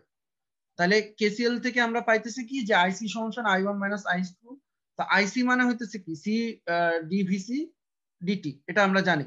ক্যাপাসিটর কারেন্টটা হইতেছে এটা I1 মাইনাস I2। আবারও বলতেছি, দেখেন এখানে কিন্তু অলরেডি ডেরিভেটিভ টার্মটা এক সাইডে চলেই আসছে, এবং ডেরিভেটিভ টার্মে কোএফিশিয়েন্টকে কি করতে হবে? বারবার বলতেছি 1 করতে হবে। তো এখানে যেহেতু সি আছে, যে এতক্ষণ যেমন এল ছিল, এখানে আছে সি, তাই উভয় পক্ষকে সি দিয়ে ভাগ করতে হবে। সি দিয়ে ভাগ করলে এটা ডেরিভেটিভের কোএফিশিয়েন্ট কি হয়ে যাবে? 1। তো সি দিয়ে ভাগ করলাম, তাহলে 1 by C I1 minus 1 by C I2। ঠিক আছে, এখানে I1 টা হইতেছে x1, I2 টা হলো x2। এখানে আমার কিন্তু x3 মানে হইতেছে ভিসি, যেটা ক্যাপাসিটর ভোল্টেজটা নাই, এই জন্য এটাকে 0 ইনটু x3 লেখা হয়েছে। আবার ইনপুট টার্মটা নাই, সো 0 ইনটু ইউ লেখা হয়েছে। ঠিক আছে, সো আমার কিন্তু দেখেন তিনটা ডেরিভেটিভ টার্ম, কিন্তু তিনটা ডিফারেনশিয়াল ইকুয়েশন হয়ে গেছে। যে এই একটা ডিফারেনশিয়াল ইকুয়েশন, এই একটা ডিফারেনশিয়াল ইকুয়েশন, আর এই যে কিছুক্ষণ আগে যে লিখলাম থার্ড অর্ডার সিস্টেম, তিনটা ডিফারেনশিয়াল ইকুয়েশন হয়ে গেছে। এবার আমার আউটপুটটা কি হইতেছে? আউটপুট যে ভেরিয়েবলটাকে আমরা বলতেছি y, এটা আসলে কি হইতেছে? এটা আসলে আমার ভিসির সমান। এই যে এই ক্যাপাসিটরের ভোল্টেজটাই হইতেছে কি আমার আসলে আউটপুট ভোল্টেজ। ঠিক আছে, এটা আউটপুটের ইকুয়েশনটা খুবই স্ট্রেট ফরওয়ার্ড। আউটপুট হইতেছে এই ক্যাপাসিটর ভোল্টেজটাই, এবং এই ক্যাপাসিটর ভোল্টেজটাকে আমরা স্টেট ভেরিয়েবল x3 বলতেছি। এবং আপনারা যদি স্ট্যান্ডার্ড ফর্মের সাথে খেয়াল করেন, আউটপুট ভেরিয়েবলটাকে কিন্তু এই আকারে এই কি বলে স্টেট ভেরিয়েবলের মাধ্যমে কিন্তু প্রকাশ করতে হবে, কোনো না কোনো স্টেট ভেরিয়েবল। যেমন এখানে আমরা একটা স্টেট ভেরিয়েবলের মাধ্যমে প্রকাশ করতেছি, এখানে একাধিক স্টেট ভেরিয়েবল থাকতে পারতো। হ্যাঁ, মানে এই কোয়েশ্চেন গুলো মানে যে একটা জিনিস হতেছে, এই কোয়েশ্চেন মানে গুলো যে সব যে স্টেট ভেরিয়েবল থাকবে সেটা না, মিসিংও থাকতে পারে। যে কিছুক্ষণ আগে দেখলাম মিসিং থাকলে সেগুলো কোএফিশিয়েন্ট হলো 0। তাহলে আমরা এই যে তিনটা যে স্টেট ইকুয়েশন পাইছি, একটা হতেছে আমি এটা একটু ছোট করি, জানি না এটা দেখা যাচ্ছে কিনা। এই যে x1 এ একটা, এই যে x2 ডট এ একটা, x1 ডট একটা, x2 ডট একটা, একটা হলো x3 ডট। এই তিনটাকে যদি আমরা ম্যাট্রিক্স আকারে লিখি, যে এভাবে ম্যাট্রিক্স আকারে যদি লিখি, এটা আশা করি আপনারা বুঝবেন। ম্যাট্রিক্স আকারে লিখলে কি হবে? এখানে হচ্ছে ভ্যারিয়েবল গুলোকে লিখবো, আর এখানে হচ্ছে ভ্যারিয়েবল গুলো কোএফিশিয়েন্ট। আপনারা তো জানেন যে এই তিনটার সাথে ম্যাট্রিক্স আকারে গুণ আকারে লিখলে কি হয়, এই রো এর সাথে এই কলাম গুণ হয়, রাইট? তাহলে দেখেন আমি x1 ডটের কথা যদি বলি তাহলে হচ্ছে x1 x2 x3 এর কোএফিসিয়েন্ট কি, যে x1 x2 আর x3 এর কোএফিসিয়েন্ট কি, যে প্রথম কোএফিসিয়েন্টটা হচ্ছে -r/L1, এই দেখেন প্রথম কোএফিসিয়েন্টটা -r/L1, সেকেন্ড কোএফিসিয়েন্টটা 0, সেকেন্ড কোএফিসিয়েন্টটা নাই, x2 এর কোনো কোএফিসিয়েন্ট নাই, মানে x2 টার্মটা আসলে মিসিং। আর x3 টার্মটার কোএফিসিয়েন্ট কি 1/L1, তো x3 টার্মটার কোএফিসিয়েন্ট হইতেছে 1/L1, এখানে মনে একটু ভুল লিখছে, 4 লিখছে, এটা 1/L1 হবে আর কি। হ্যাঁ, এটা আপনারা বুঝতেই পারতেছেন, এটা 1/L1 হবে। আচ্ছা, আর আমার যে ইনপুট টার্মটা সেটার কোএফিসিয়েন্ট কি 1/L1, ঠিক আছে? ইনপুট টার্মের যে কোএফিসিয়েন্টটা সেটাও কি 1/L1। আবার x2 ডট এই ভেরিয়েবলটার ক্ষেত্রে কি দেখতেছি 0 0, আর x3 এটার হইতেছে কোএফিসিয়েন্ট হলো 1/L2, আর u এর কোনো কোএফিসিয়েন্ট নাই 0, তো এটার ক্ষেত্রে কি 0 0, এই যে x3 এর কোএফিসিয়েন্ট হলো 1/L2, u এর কোনো কোএফিসিয়েন্ট নাই। আবার x3 ডটের ক্ষেত্রে যেটা হইতেছে 1/c 1/c মাইনাস আছে, x3 এর কোনো কোএফিসিয়েন্ট নাই, u এর কোনো কোএফিসিয়েন্ট নেই, মানে 0 আর কি, u টার্মটা নাই, তার মানে 0, এই দুটো নাই। আর আউটপুটের ক্ষেত্রে কি হইতেছে, আউটপুটের ক্ষেত্রে খালি x3 টা আছে, হ্যাঁ, x1 আর x2 কিন্তু নাই, যে x1 আর x2 যেহেতু নাই এজন্য এটা কি লেখা আছে 0 0, আর x3 এর কোএফিসিয়েন্ট মানে কি, এটার সাথে তো আসলে 1 গুণ আছে, সো এই জন্য এখানে 1 লেখা হইতেছে। আর যেহেতু এখানে কোনো আমি তো বলছি আমাদের এক্সাম্পল গুলোতে এই যে ফিড ফরওয়ার্ড ম্যাট্রিক্স এটা শান্ত থাকে না, সেই জন্য এটাকে 0 আকারে লেখা হয়েছে। সো এটাই হইতেছে যে এই আকারের ইকুয়েশনটা, ঠিক আছে? এটাই হইতেছে কি এই আকারের কিন্তু আমার ইকুয়েশন, এই যে স্টেট ভেরিয়েবল মডেলটা হইতেছে এটাই কিন্তু সেই স্টেট ভেরিয়েবল যে মডেলটা, ঠিক আছে, এই সিস্টেমের ক্ষেত্রে। আচ্ছা, এই এক্সাম্পলটা নিয়ে কারো কোনো কোশ্চেন থাকলে জিজ্ঞেস করতে পারেন, কোনো কিছু যদি আরেকবার বলা লাগে বুঝতে পারেন। আমি একটু যে এক্সাম্পলটা দেখেছি এখানে একটু জটিল এক্সাম্পল দেখানো হয়েছে, পরীক্ষায় আরো ইজি, পরীক্ষা সাধারণত 2x2 থাকে, যদি কারণ আরো অনেক কিছু বাই করতে বলা হয়, 3x3 ম্যাট্রিক্সে ইনভার্ট করা ম্যানুয়ালি একটু কঠিন, তো 2x2 ও থাকতে পারে, 3x3 ও থাকতে পারে পরীক্ষায়, তো আমি 3x3 টা দিয়েই বুঝাইলাম। আপনাদের কারো কোনো কোশ্চেন থাকলে আপনারা এটা জিজ্ঞেস করতে পারেন। আমি যদি একটা ওভারভিউ আকারে বলি, হ্যাঁ বলেন, কোন কোশ্চেন থাকবে? স্যার প্রথমে আমরা ফার্স্ট এই যে প্রথম যে লুপটাতে ওটাতে কেবিএল চালালাম, সেকেন্ডে ক্যান ইন্ডাক্টরের এগেইনস্টে স্যার শুধু ইন্ডাক্টরটা বাই করলাম, কেন আমি তো আরো একটা কেবিএল চালাইতে পারতাম পুরাটার উপরে। কেভিএল চালাইলে সেক্ষেত্রে শোনেন, আপনি কেভিএল চালাবেন না কেসিএল চালাবেন না কি চালাবেন, ইট ডিপেন্ডস অন ইউ। আপনাকে মনে রাখতে হবে এই ইকুয়েশনটার কথা, এই যে ইকুয়েশনটা দেখতেছেন এটার কথা, যে আপনি এমন ভাবে যে ইকুয়েশনটাই লেখেন সেটাই দেখেন। আমি এখানে কোনো কথা নেই যে আমাকে যে কেভিএল চালাইতে হবে কেসিএল চালাইতে হবে, ইলেকট্রিক্যাল সার্কিট বলে আসলে আমরা এগুলো চালাইছি কেভিএল কেসিএল বা সরাসরি এভাবে নিছি। তো আমি যাই নেই না কেন আমাকে সবসময় খেয়াল রাখতে হবে যে আমাকে এই আকারের ইকুয়েশন, ফার্স্ট অর্ডার কিছু ইকুয়েশন আনতে হবে। হ্যাঁ, ফার্স্ট অর্ডার একটা ইকুয়েশন নিয়ে আসতে হবে, ডিফারেন্সিয়েশন নিয়ে আসতে হবে, যেখানে একটা ডেরিভেটিভ টার্মকে আমি লিখবো হচ্ছে স্টেট ভেরিয়েবল গুলো এবং ইনপুটের এইভাবে কম্বিনেশন আকারে আমি লিখতে পারবো, ঠিক আছে? তো আমরা যেমন হচ্ছে এখানে কেভিএল থেকে আমরা দেখতেছি, এটা আসলে সার্কিটের নলেজের উপর আপনার নির্ভর করে যে আপনি কিভাবে আনতে পারবেন, কেভিএল অ্যাপ্লাই করে আনতে পারবেন নাকি কেসিএল অ্যাপ্লাই করে আনতে পারবেন নাকি সরাসরি কোনো একটা এলিমেন্টে কারেন্টকে ধরে আনতে পারবেন, ঠিক আছে? মানে আমাদের মূল টার্গেট হলো এটা, এই যে এই আকারে নিয়ে আসা। তো আমরা দেখতেছি যে এখানে আসলে আমাদের কেভিএল কেসে কিছু করা লাগতেছে না, না করেই আমরা আনতে পারতেছি। আচ্ছা, আপনি যেটা বলতেছেন আপনি কিভাবে বলতেছেন যে এইভাবে যদি আমরা ধরতাম, বাইরে যদি একটা কেভিএল ধরতাম, তাই তো? মানে স্যার আমার কথা হইতেছে আমার যে ইন্ডিপেন্ডেন্ট ভেরিয়েবল গুলো আছে ওইটার জন্য তিনটার জন্য তিনটা ডেরিভেটিভ, ফার্স্ট ডেরিভেটিভ ইকুয়েশন লাগবে, ইকুয়েশন আনতে হবে, এতটুকুই। আচ্ছা জি স্যার। আচ্ছা, এখন একটা প্রশ্ন, ঠিক আছে, কেউ যদি আমাকে বলে আচ্ছা স্যার আমি আর তারপর L1 তারপর L2 এইটা এখানেও তো একটা লুপ ফর্ম করতে পারতো, তাই না? এটা কেন স্যার ধরলাম না? অনেকে প্রশ্ন করতে পারেন না আমাকে, এই যে এখানে আমি স্যার ভিসি কেন ধরলাম, আমি আরো আপনাদের কিছু ডাউট ক্লিয়ার করে দিই কারণ এই সমস্যাগুলো হবে। এই স্যার এখানে ভিসি কেন ধরলাম, আমি তো ভিসি না ধরে আমি ইন্ডাক্টরের ভোল্টেজ নিতে পারতাম না, মানে এখানে ভিসি এর বদলে আমরা কি লিখতে পারতাম, আমরা এখানে ভিসি এর বদলে কিন্তু এটাও লিখতে পারতাম, ধরেন যে এখানে ভিসি না লিখে আমরা কি লিখতে পারতাম, L2 ইনটু কি ডিডিটি অফ I2, এটা লিখতে পারতাম না? লিখতে পারতাম কিনা? এই যে ভিসি এর পরিবর্তে এই যে ইন্ডাক্টরের যে ভোল্টেজটা এটা কি এভাবে লিখতে পারতাম না? আচ্ছা, এটা কি সমস্যা হইতো, দেখেন আমার দুটো ডেরিভেটিভ টার্ম চলে আসতেছে।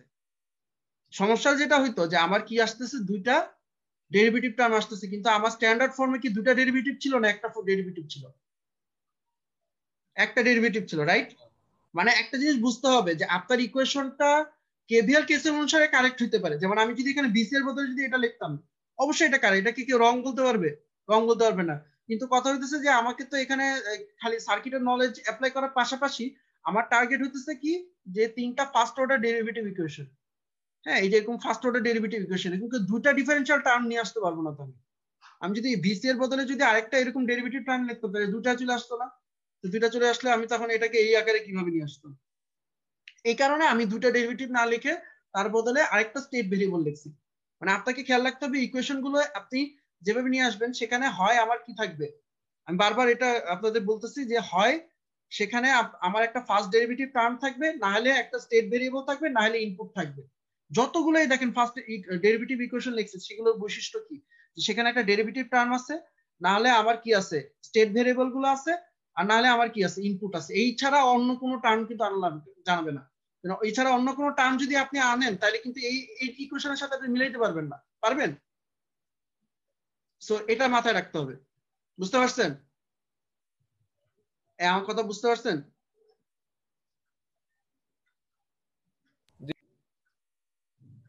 ঠিক আছে, আমি একটা এক্সাম্পল আলোচনা করতেছি। আর যেটা হইতেছে আপনাদের ডরফার বিশপে আরেকটা এক্সাম্পল ছিল, ওটা আমি জাস্ট ওভারভিউ দিই। এই যে এই এক্সাম্পলটা ফিগার 3.4 এ আছে। আচ্ছা, এখানে আমার স্টেট ভেরিয়েবল কয়টা ধরা লাগবে বলেন তো?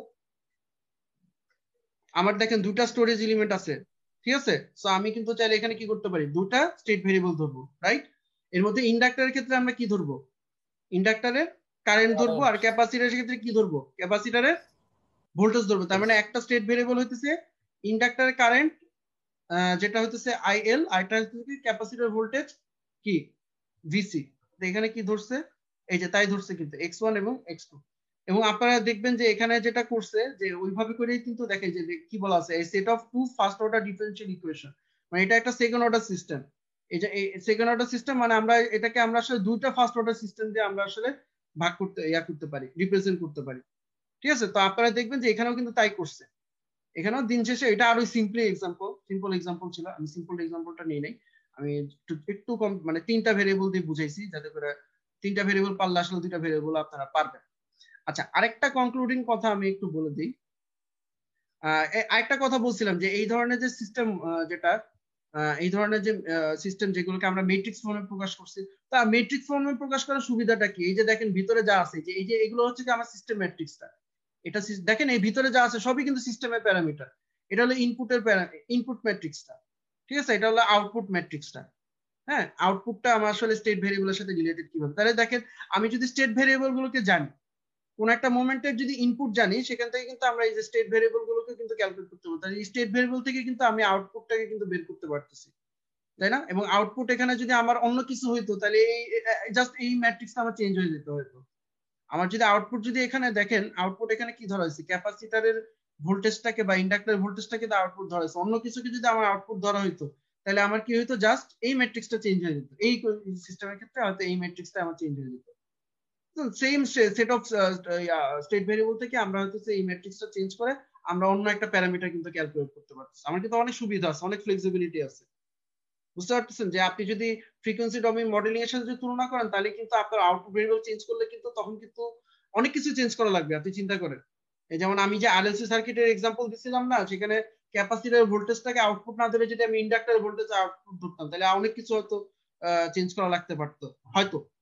কিন্তু আপনি হইতেছে এখানে জাস্ট সিম্পলি হইতেছে এই জায়গাটায় আপনার চেঞ্জ করলেই কিন্তু আসলে আপনি আউটপুটের এইটা কিন্তু পেয়ে যাচ্ছেন, আউটপুট ভেরিয়েবলটা কিন্তু ক্যালকুলেট করতে পারতেছেন।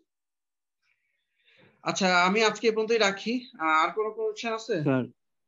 স্যার এই যে ডরফের বইয়ের যে এক্সাম্পলটা দেখাইলেন স্যার, ওই জায়গায় যদি রেজিস্ট্যান্সটা স্যার মানে রেজিস্ট্যান্সটা যদি একদম শুরুতে মানে সোর্সের পরেই থাকতো, তাহলে তো আমার ইন্ডিপেন্ডেন্ট ভেরিয়েবল স্যার দুইটা হইতো না। এখানে আসলে কাহিনী হইতেছে কি, আপনার এই কারেন্ট সিরিজের সাথে রেজিস্ট্যান্স সিরিজে থাকুক আর কিছু না যায় স্যার, আসে না। আমি সোর্সের কথা বলতেছি। একটা সোর্সের সাথে যদি রেজিস্ট্যান্স থাকতো, তাহলে স্যার হ্যাঁ, আমার স্যার মানে ক্যাপাসিটর আর ইন্ডাক্টরটা একটাই ফ্রি ভেরিয়েবল হিসেবে কাজ করতো না? একটা ভেরিয়েবল হতো কিনা, একটা ভেরিয়েবল ইন্ডিপেন্ডেন্ট স্যার একটা, কারণ দুইটাই তো স্যার প্যারালাল থাকতো না তখন। প্যারালাল থাকলে যে এখানে তো প্যারালাল ছিল, আমি যে এক্সাম্পলটা দেখেছিলাম ওখানে তো প্যারালাল ছিল ইন্ডাক্টর ক্যাপাসিটর, এই যে ইন্ডাক্টর ক্যাপাসিটর প্যারালাল ছিল, তারপরে তো আমার আলাদা আলাদা ধরা লাগছে, ঠিক আছে, আলাদা আলাদা ধরা লাগছে। অবশ্যই এখানে কাহিনী আছে, এখানে অবশ্যই ভোল্টেজ সোর্স ছিল, ওখানে আবার কারেন্ট সোর্স হলে আবার একটু ইয়ে হইতে পারে, এটা দেখতে হইতে পারে, আর অল্প এটা ডিফারেন্ট লুপের হতে উপর পারে। ডিপেন্ড করে না যে এটা কয়টা এগুলো লুপ আসলে শেষ। সবই আমি একটা একদম আপনাদেরকে মনে হয় প্রথম দিকে একটা ইয়া করার সময় প্রথম সেকেন্ড অথবা থার্ড কোন একটা লেকচারের সময় বলছি, এগুলো আসলে সিস্টেমের উপর নির্ভর করে, যে আমার আসলে মানে এখানে অর্ডার কত হবে তা সেটা আমি কি বলছি, যে কতগুলো ইন্ডিপেন্ডেন্ট স্টোরেজ এলিমেন্ট আছে, মানে কতগুলো আপনার স্টোরেজ এলিমেন্টের কারেন্ট এবং ভোল্টেজকে আপনার সিস্টেমের ইকুয়েশন লেখার জন্য অবশ্যই কনসিডার করতে হবে, তার উপর আসলে নির্ভর করে। তবে এখানে আপনি যেটা বলতেছেন রেজিস্টারটা যদি এখানে থাকতো এটা আসলে মিনিংলেস হতো, কারণ কারেন্ট সোর্স যেহেতু এখানে রেজিস্টার থাকুক বা অন্য কোনো কিছু থাকুক, কারেন্ট সোর্স তো সবসময় এই কারেন্টই পাঠাবে, তাই না? আমার কারেন্ট সোর্সের সাথে কিন্তু রেজিস্টার সিরিজ থাকলে আপনারা জানেন কিনা বা মনে আছে কিনা ওই ইয়াতে ডিসি সার্কিট পড়ার ইফেক্ট সময় হয় না স্যার। এটা কিন্তু ইগনোর আপনি করা যায়। ভোল্টেজ সোর্সের সাথে যদি প্যারালালি কিছু থাকে আর কারেন্ট সোর্সের সাথে যদি সিরিজে কিছু থাকে ওটা কিন্তু ইগনোর করা যায়, এটা জানেন? জি স্যার, জি। তাই এখানে কিন্তু এই রেজিস্টার এখানে সিরিজে থাকলে কি আর না থাকলে কি কারেন্ট তো যা যাওয়ার তাই তো যাবে। এটা আপনি চিন্তা করে দেখতে পারেন, বা যেমন হচ্ছে আমি আপনাকে আরএলসি সার্কিট ভোল্টেজ সোর্স দিয়ে পড়াইছি না, ওটা যদি ভোল্টেজ সোর্স না হয় যদি কারেন্ট সোর্স হতো তাহলে সিস্টেমের অর্ডার কি হতো, ওটা চিন্তা করে দেখেন আর কি, এটা কি ফার্স্ট অর্ডারই থাকতো নাকি সেকেন্ড অর্ডার থাকতো, এটা একটু চিন্তা করে। এগুলো রিজিড কিছু না, তবে যেটা হইতেছে যে এখানে যে আপনি যেমন হইতেছে আপনাকে আমরা যখন পড়াইছিলাম খুব সম্ভবত এটা হচ্ছে কি আমাদের ওই আচ্ছা আমি একটু দেখাই। আচ্ছা এই যে সিস্টেমটা ছিল আমি হচ্ছে ম্যাথমেটিক্যাল মডেল যখন পড়াইছি, এটা কিন্তু যদিও এখানে তিনটা স্টোরেজ এলিমেন্ট আছে, হ্যাঁ কারেন্ট সোর্স আছে, তো আমি কিন্তু এটা আপনাদেরকে লজিক্যালি বুঝাইছিলাম কেন এটা সেকেন্ড অর্ডার হবে, ঠিক আছে? এটা এমন কোনো কথা নাই যে আমার তিনটা থাকলে যে তিনটাই লাগবে এমন কোনো কথা নেই, এটা আসলে নির্ভর করে যে কয়টা, যেমন এখানে আমার এই দুটো ভোল্টেজ ধরলেই সব হয়ে যাচ্ছে, হ্যাঁ, এবং এই স্লাইডটা একটু দেখেন, এই দুটো ভোল্টেজ ধরলেই আসলে আমার সবকিছু মানে সব পুরো ডিফারেন্সিয়াল ইকুয়েশনটা লিখতে পারছি, দ্যাটস ওয়াই আমার এটা। আচ্ছা তো আমি আলোচনা করতেছিলাম স্টেট স্পেস মডেল সম্পর্কে। আমরা কি বলেছিলাম যে আমাদের যেটা হচ্ছে কি ক্লাসিক্যাল রিপ্রেজেন্টেশন ছিল মডেলিং ইন ফ্রিকোয়েন্সি ডোমেন, ঠিক আছে? সেই মডেলিং ফ্রিকোয়েন্সি ডোমেনে আমরা কিছু লিমিটেশন দেখেছি। একটা হচ্ছে কি তার ইনিশিয়াল কন্ডিশন 0 ধরা থাকে, সো টাইম ইনফরমেশন কিছু মিসিং থাকে, আমরা যখন এখান থেকে আবার ইনভার্স ল্যাপ্লাস করে টাইম ডোমেনে যাব। তারপর হচ্ছে কি এখানে যদি নাম্বার অফ 0 যদি বেশি থাকে সেক্ষেত্রে আমার এখানে ডিফারেন্সিয়াল টার্ম চলে আসতে পারে। ডিফারেন্সিয়াল টার্ম চলে আসাটা মানে হচ্ছে আসলে আমার নয়েজকে আসলে ইয়া করা, অ্যামপ্লিফাই করা। এই জন্য আমরা আসলে একটা এই যেটা হচ্ছে যে ট্রান্সফার ফাংশন বের করা, আপনাদের ক্লাস টেস্ট পর্যন্ত যা ছিল ট্রান্সফার ফাংশন বের করা, সেটা হচ্ছে কি মডেলিং ইন ফ্রিকোয়েন্সি ডোমেন, সেটারই একটা বিকল্প মেথড, সেটা হচ্ছে টাইম ডোমেন মডেলিং। সেটারই একটা মডেল হইতেছে স্টেট ভ্যারিয়েবল মডেল। এই ধরনের মডেল নিয়ে আমরা আলোচনা করতেছিলাম। তো যেটা বলেছিলাম যে স্টেট ভ্যারিয়েবল মডেলে আমরা কিছু স্টেট ভ্যারিয়েবল কে আমরা অ্যাসিউম করি। সেই অ্যাসিউম করা স্টেট ভ্যারিয়েবলের যদি কোন একটা মোমেন্টে তাদের যদি ভ্যালু জানা থাকে এবং আমাদের যদি ইনপুট জানা থাকে, তাহলে সেখান থেকে আমরা কি করতে পারি, আউটপুট পরবর্তী মোমেন্টে আউটপুট কি হবে সেটা ক্যালকুলেট করতে পারি। এখানে বেসিক্যালি আমরা যেটা করি যে সবকিছুকে আমরা গিয়ে ম্যাট্রিক্স ফর্মে আসলে প্রকাশ করি। সো এই কারণে আসলে যেটা হচ্ছে ম্যাট্রিক্স ফর্মে প্রকাশ করার সুবিধাটা হচ্ছে যে আমাদের সিস্টেমের অর্ডার আসলে ম্যাটার করে না। হ্যাঁ, আমাদের সিস্টেমের অর্ডার কিন্তু এক্ষেত্রে ম্যাটার করে না। আমাদের যদি ট্রান্সফার ফাংশনের কথা বলি, খুব বড় অর্ডারের ট্রান্সফার ফাংশন হলে সেটাকে ইনভার্স ল্যাপ্লাস করা ঝামেলা, কিন্তু ম্যাট্রিক্স যত বড়ই হোক না কেন এখন বর্তমান সময়ে আমাদের আসলে কম্পিউটার এসে যাওয়ার কারণে, যেমন ম্যাটল্যাব আছে, তারপর আরো যত এরকম প্রোগ্রামিং সফটওয়্যার আছে, সেগুলো দিয়ে খুব ইজিলি আমরা আসলে ম্যাট্রিক্স এর কাজ করতে পারি। তো আমাদের স্ট্যান্ডার্ড ফর্মটা ছিল এটা এরকম, এক্স ডট সমান এক্স প্লাস বিউ, ওয়াই সমান সি এক্স প্লাস ডিউ। প্রথমটাকে আমরা বলছি স্টেট ম্যাট্রিক্স, পরেরটাকে আমরা বলছি কি output matrix, output state equation, পরেরটা হচ্ছে আউটপুট ইকুয়েশন। একটা এক্সাম্পল দেখিয়েছিলাম আরএলসি সার্কিট দিয়ে। আমরা বলেছি যে ইন্ডাক্টরের আমরা কি কারেন্টটাকে অ্যাসিউম করব, আর ক্যাপাসিটর ভোল্টেজকে অ্যাসিউম করব, কারণ ইন্ডাক্টর কারেন্ট এবং ভোল্টেজের মধ্যে ইন্ডাক্টরের কারেন্টটা কি ডিফারেন্সিয়াল টার্মের ভিতরে থাকে, আর ক্যাপাসিটর ভোল্টেজটা ডিফারেন্সিয়াল টার্মের ভিতরে থাকে। সো এই দুটোকে আমরা স্টেট হিসেবে অ্যাসিউম করব। তো একটা এক্সাম্পল দেখিয়েছি আবার ক্লাস নোট থেকে, আর একটা এক্সাম্পল এটা পুরোটা ডিসকাস করা হয়ে গেছে, তাই সেটা আমি ডিসকাস করে দিই। জাস্ট অ্যাজ এ রিমাইন্ডার যে এরকম একটা আরএলসি, এটা আপনাদের বইয়ে মনে হয় আছে, একটা কারেন্ট সোর্স, তার সাথে এটা আরো সিম্পলার সার্কিট, এটা হচ্ছে একটা ক্যাপাসিটর, এটা হচ্ছে এটা ইন্ডাক্টর। তো আমরা যেটা করেছি সেটা হচ্ছে যে এই যে ক্যাপাসিটরের ভোল্টেজ এবং ইন্ডাক্টরের কারেন্টটাকে আমরা স্টেট ভেরিয়েবল হিসেবে অ্যাসিউম করবো। এখানে যদিও প্রশ্নে বলা আছে, বাট না বলা থাকলে আমরা সেভাবে করে অ্যাসিউম করে নিব। আমাদের টার্গেট হচ্ছে এটা যদি একটা সেকেন্ড অর্ডার সার্কিট হয়, তাহলে এই সেকেন্ড অর্ডার সার্কিটকে আমরা দুইটা ফার্স্ট অর্ডার সার্কিটের মাধ্যমে আসলে ডিকম্পোজ করে এটাকে আমরা প্রেজেন্ট করতে পারবো। তো ওই ফার্স্ট অর্ডার ইকুয়েশন থেকে আমরা আসলে এই যে প্রথম যে ফরম্যাটটা x dot function x plus বিইউ, এটা হচ্ছে আমার স্টেট ইকুয়েশন, ওই ইকুয়েশন গুলো তৈরি করব এবং হচ্ছে ওই স্টেট ভেরিয়েবল গুলোকে আমরা এমন ভাবে অ্যাসাইন করব যে যাতে করে ওখান থেকে আমাদের আসলে কি আউটপুট, যেটা যেমন এক্ষেত্রে আমার আউটপুট হচ্ছে রেজিস্ট্যান্সের অ্যাক্রস ভোল্টেজ, এটা হলো আউটপুট, সেটার সাথে তাদের একটা রিলেশন কিভাবে আছে সেটা আমরা সেরকম একটা রিলেশন আমরা ফিগার আউট করে সেটা লিখে সেখান থেকে আমরা আউটপুট ইকুয়েশনটা লিখবো। ঠিক আছে? আচ্ছা, এবার যেটা হচ্ছে যে আমরা এখানে হচ্ছে কি কেসিএল মানে হচ্ছে কি একবার হচ্ছে কি স্টেট অ্যাসিউম করার পর আমাদেরকে যেটা করতে হবে, সার্কিটের বেসিক যে থিওরেম গুলো আছে, কেভিএল কেসিএল বা যা কিছু আছে, এগুলো আমাদের কি ইউজ করতে হবে সার্কিটের নলেজ থেকে। তো আমরা সেটা দেখতেছি যে ক্যাপাসিটরের কারেন্টটা হইতেছে যে এই যে ইনপুট থেকে যে কারেন্ট আসছে সেটা মাইনাস ইন্ডাক্টরের কারেন্ট। ঠিক আছে? এখানে যদি হয়তো ভাঙে দেখানো নাই, বাট আমি মুখে বলতেছি যে ক্যাপাসিটরের কারেন্ট হচ্ছে এই ইনপুট থেকে যে কারেন্টটা আসতেছে বা এই সোর্সের যে কারেন্ট সোর্সের কারেন্ট মাইনাস ইন্ডাক্টরের কারেন্ট। সো ক্যাপাসিটরের কারেন্টটাকে আমরা লিখতে পারি সি ডিভিসি ডিটি সমান সমান আই মাইনাস আই এল। তো আমি বলেছিলাম যে আমাদের স্ট্যান্ডার্ড ফর্ম হচ্ছে কি এইটা। এখানে দেখেন এক্স ডট এর সাথে, অর্থাৎ এই যে স্টেট ভেরিয়েবলের যে ফার্স্ট টাইম ডেরিভেটিভ, সেখানে কিন্তু আমার কোএফিসিয়েন্ট হলো 1। ঠিক আছে? তাহলে এখানে যে কোএফিসিয়েন্ট আছে সেটাকে আমার 1 বানাইতে হবে। 1 বানাইতে হলে কি করতে হবে? সি দিয়ে উভয় পক্ষকে ভাগ করে দিতে হবে। এই কারণে সি দিয়ে উভয় পক্ষকে ভাগ করা হয়েছে।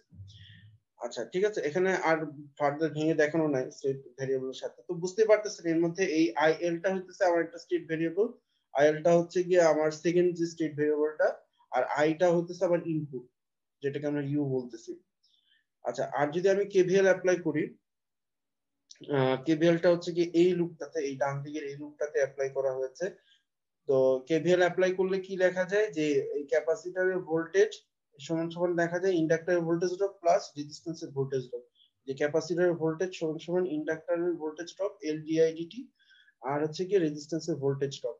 তাহলে আবারও এখানে কি আমার একটা ফার্স্ট অর্ডার ইকুয়েশন এসেছে। তো ফার্স্ট অর্ডার ইকুয়েশন খেয়াল রাখতে হবে যাতে এটা একটা ফার্স্ট অর্ডার ইকুয়েশন আছে। আমরা কেভিএল কেসিএল যাই লিখতে গেলে ওখান থেকে আমরা একটা ফার্স্ট অর্ডার ইকুয়েশন আনবো। আবার দুইটা ডেরিভেটিভ টার্ম আবার এনেন না, সেক্ষেত্রে কিন্তু এই ফর্মের সাথে আপনি মেলাতে পারবেন না। ঠিক আছে? এই জন্য একটু প্র্যাকটিস করার প্রয়োজন আর কি জিনিসগুলো। তো আবারও এখানে যেটা আমরা করব যে এই ডিএলডিটি টার্মটাকে এক সাইডে রাখবো আর বাকি সবকিছুকে আরেক দিকে নিয়ে যাবো এবং ডিএলডিটি টার্মের কোএফিসিয়েন্ট আমরা 1 রাখবো। এই জন্য উভয় পক্ষকে এল দিয়ে ভাগ করা হয়েছে। তারপর হচ্ছে কি আমরা যদি এই ডেরিভেটিভ ফর্ম এটাকে যদি ম্যাট্রিক্স ফর্মে যদি লিখি, জিনিসটা এরকম আসবে। আমাদের স্টেট ভেরিয়েবল গুলো ছিল একটা হলো ভিসি, একটা আইএল। এখানে হচ্ছে কি ভিসির কোনো কোএফিসিয়েন্ট নাই, আইএল এর কোএফিসিয়েন্ট হচ্ছে -1/c, আর এখানে আইটা হইতেছে আমার ইনপুট। ঠিক আছে? এটার কোএফিসিয়েন্ট হচ্ছে কি 1/c, আর নিচেরটাই হচ্ছে গিয়ে আমার ভিসি এর কোএফিসিয়েন্ট 1/l, আর আইএল এর কোএফিসিয়েন্ট -r/l। আর এখানে কোনো আই টার্ম নেই, দ্যাটস ওয়াই আই এর কোএফিসিয়েন্ট হচ্ছে এখানে 0। তো এটাকে যদি আমরা স্টেট ভেরিয়েবল আকারে যদি লিখি, এটাকে আমরা x1 বলেছিলাম, এটাকে আমরা x2 বলেছিলাম। স্টেট ভেরিয়েবল আকারে লিখলে জিনিসটা হচ্ছে এরকম, যে এটা হচ্ছে এই ফরম্যাটটা x dot function ax plus bu, এটাকে আমরা বলি স্টেট ইকুয়েশন। এই প্রথম ইকুয়েশনটা হচ্ছে আমার কি স্টেট ইকুয়েশন।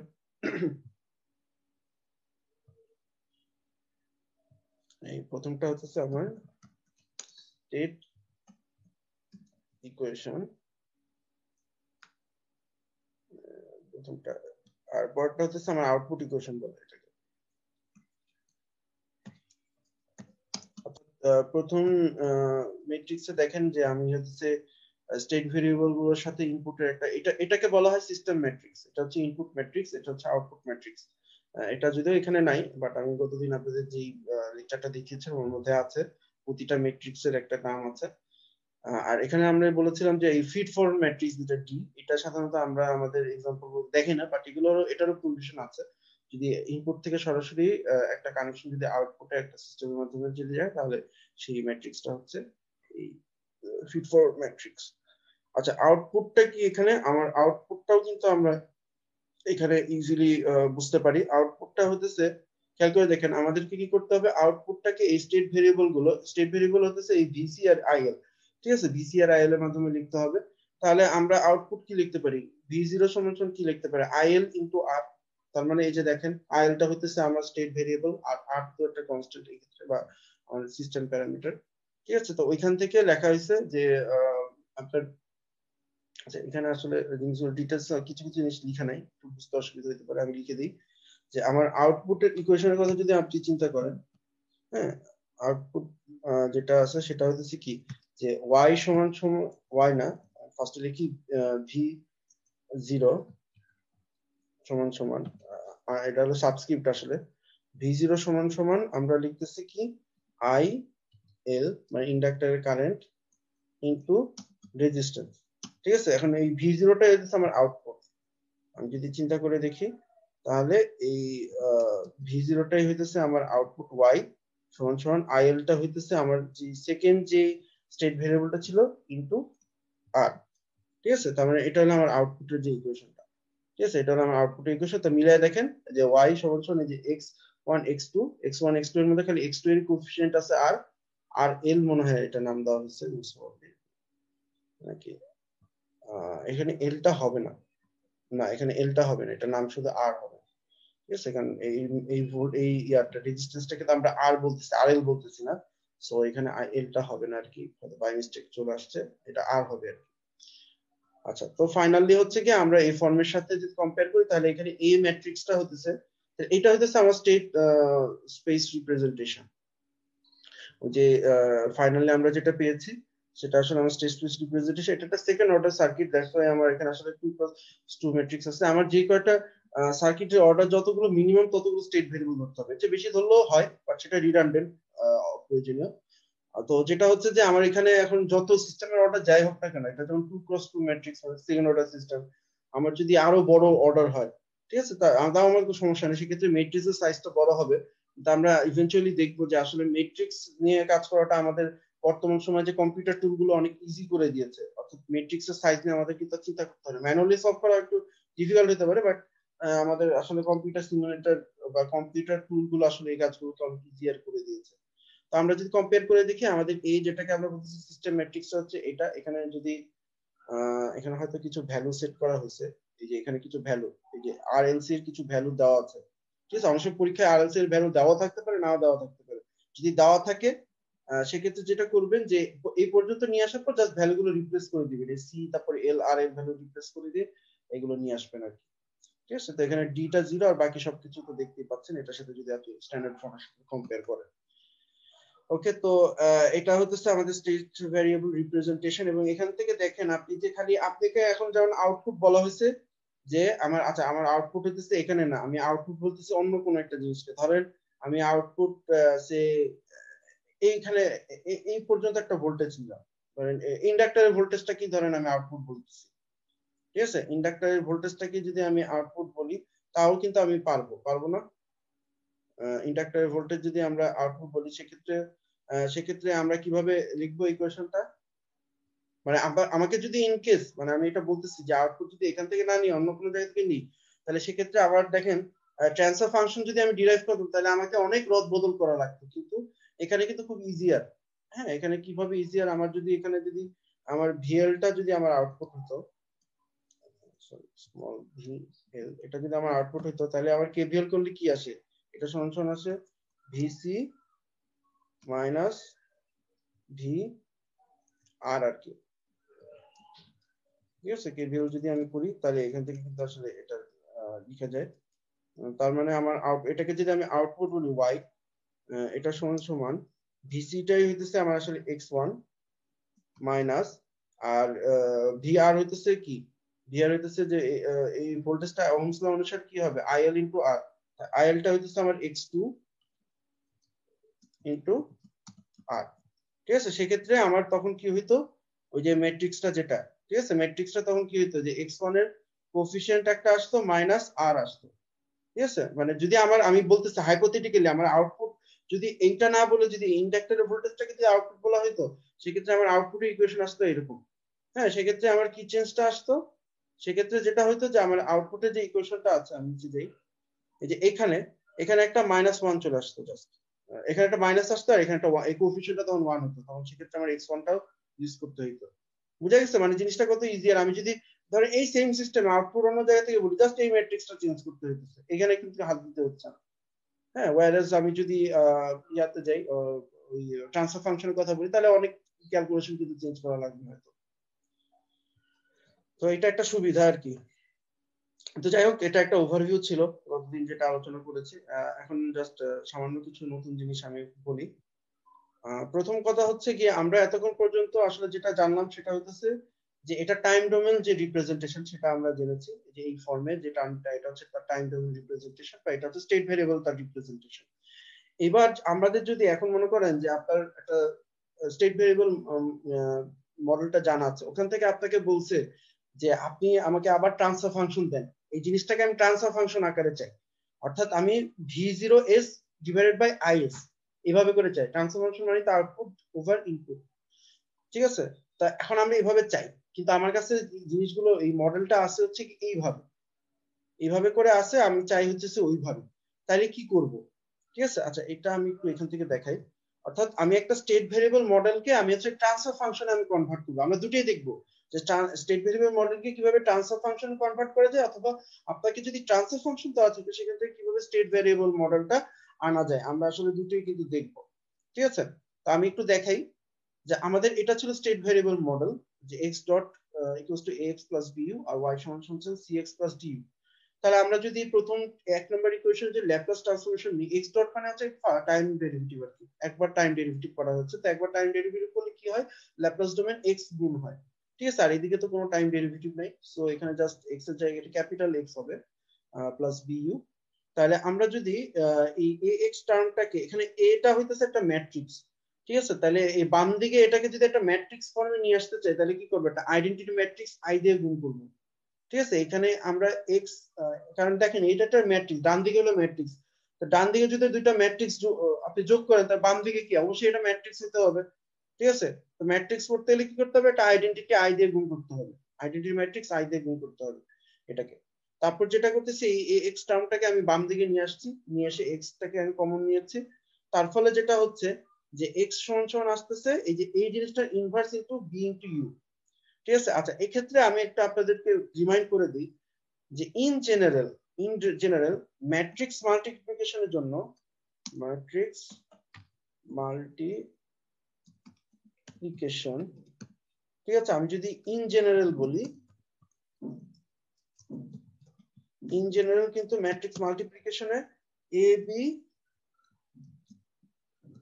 নট ইকুয়াল সাইনটা আবার এখানে ইকুয়াল বি, এটা জানেন যে বিনিময় বি দুটো কিন্তু আপনার ম্যাট্রিক্স মাল্টিপ্লিকেশনের ক্ষেত্রে ট্রু না হতে পারে। অ্যালজেব্রায় যেমন আপনারা যদি এ বি সমান সমান বি এ লিখতে পারেন, কিন্তু ম্যাট্রিক্স মাল্টিপ্লিকেশনে কিন্তু এ বি সমান সমান বি এ এটা কিন্তু ইন জেনারেল হয় না, হইতেও পারে কিন্তু নাও হইতে পারে, কোনো গ্যারান্টি নাই।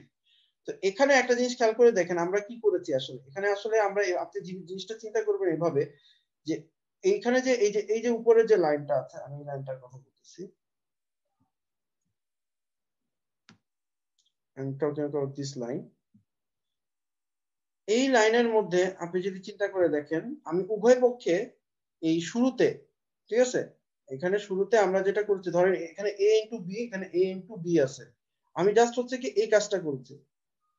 পরের লাইনে ধরেন যে আমার উপরের লাইনে ছিল a b সমান সমান a b ছিল, এরকম ছিল, ঠিক আছে, তো আমরা জাস্ট হচ্ছে কি উভয় পক্ষে প্রথমে আরেকটা ম্যাট্রিক্স দিয়ে গুণ করছি সমান সমান, কারণ আমি বলছি যে আপনি এই এবি ম্যাট্রিক্সের এই যে উপরের এবি ম্যাট্রিক্সের প্রথমে গুণ করবেন আর পরের ম্যাট্রিক্সের পরে গুণ করবেন, এটা কিন্তু ম্যাট্রিক্স মাল্টিপ্লিকেশনের ক্ষেত্রে অনেক সময় কিন্তু অ্যালাউড না।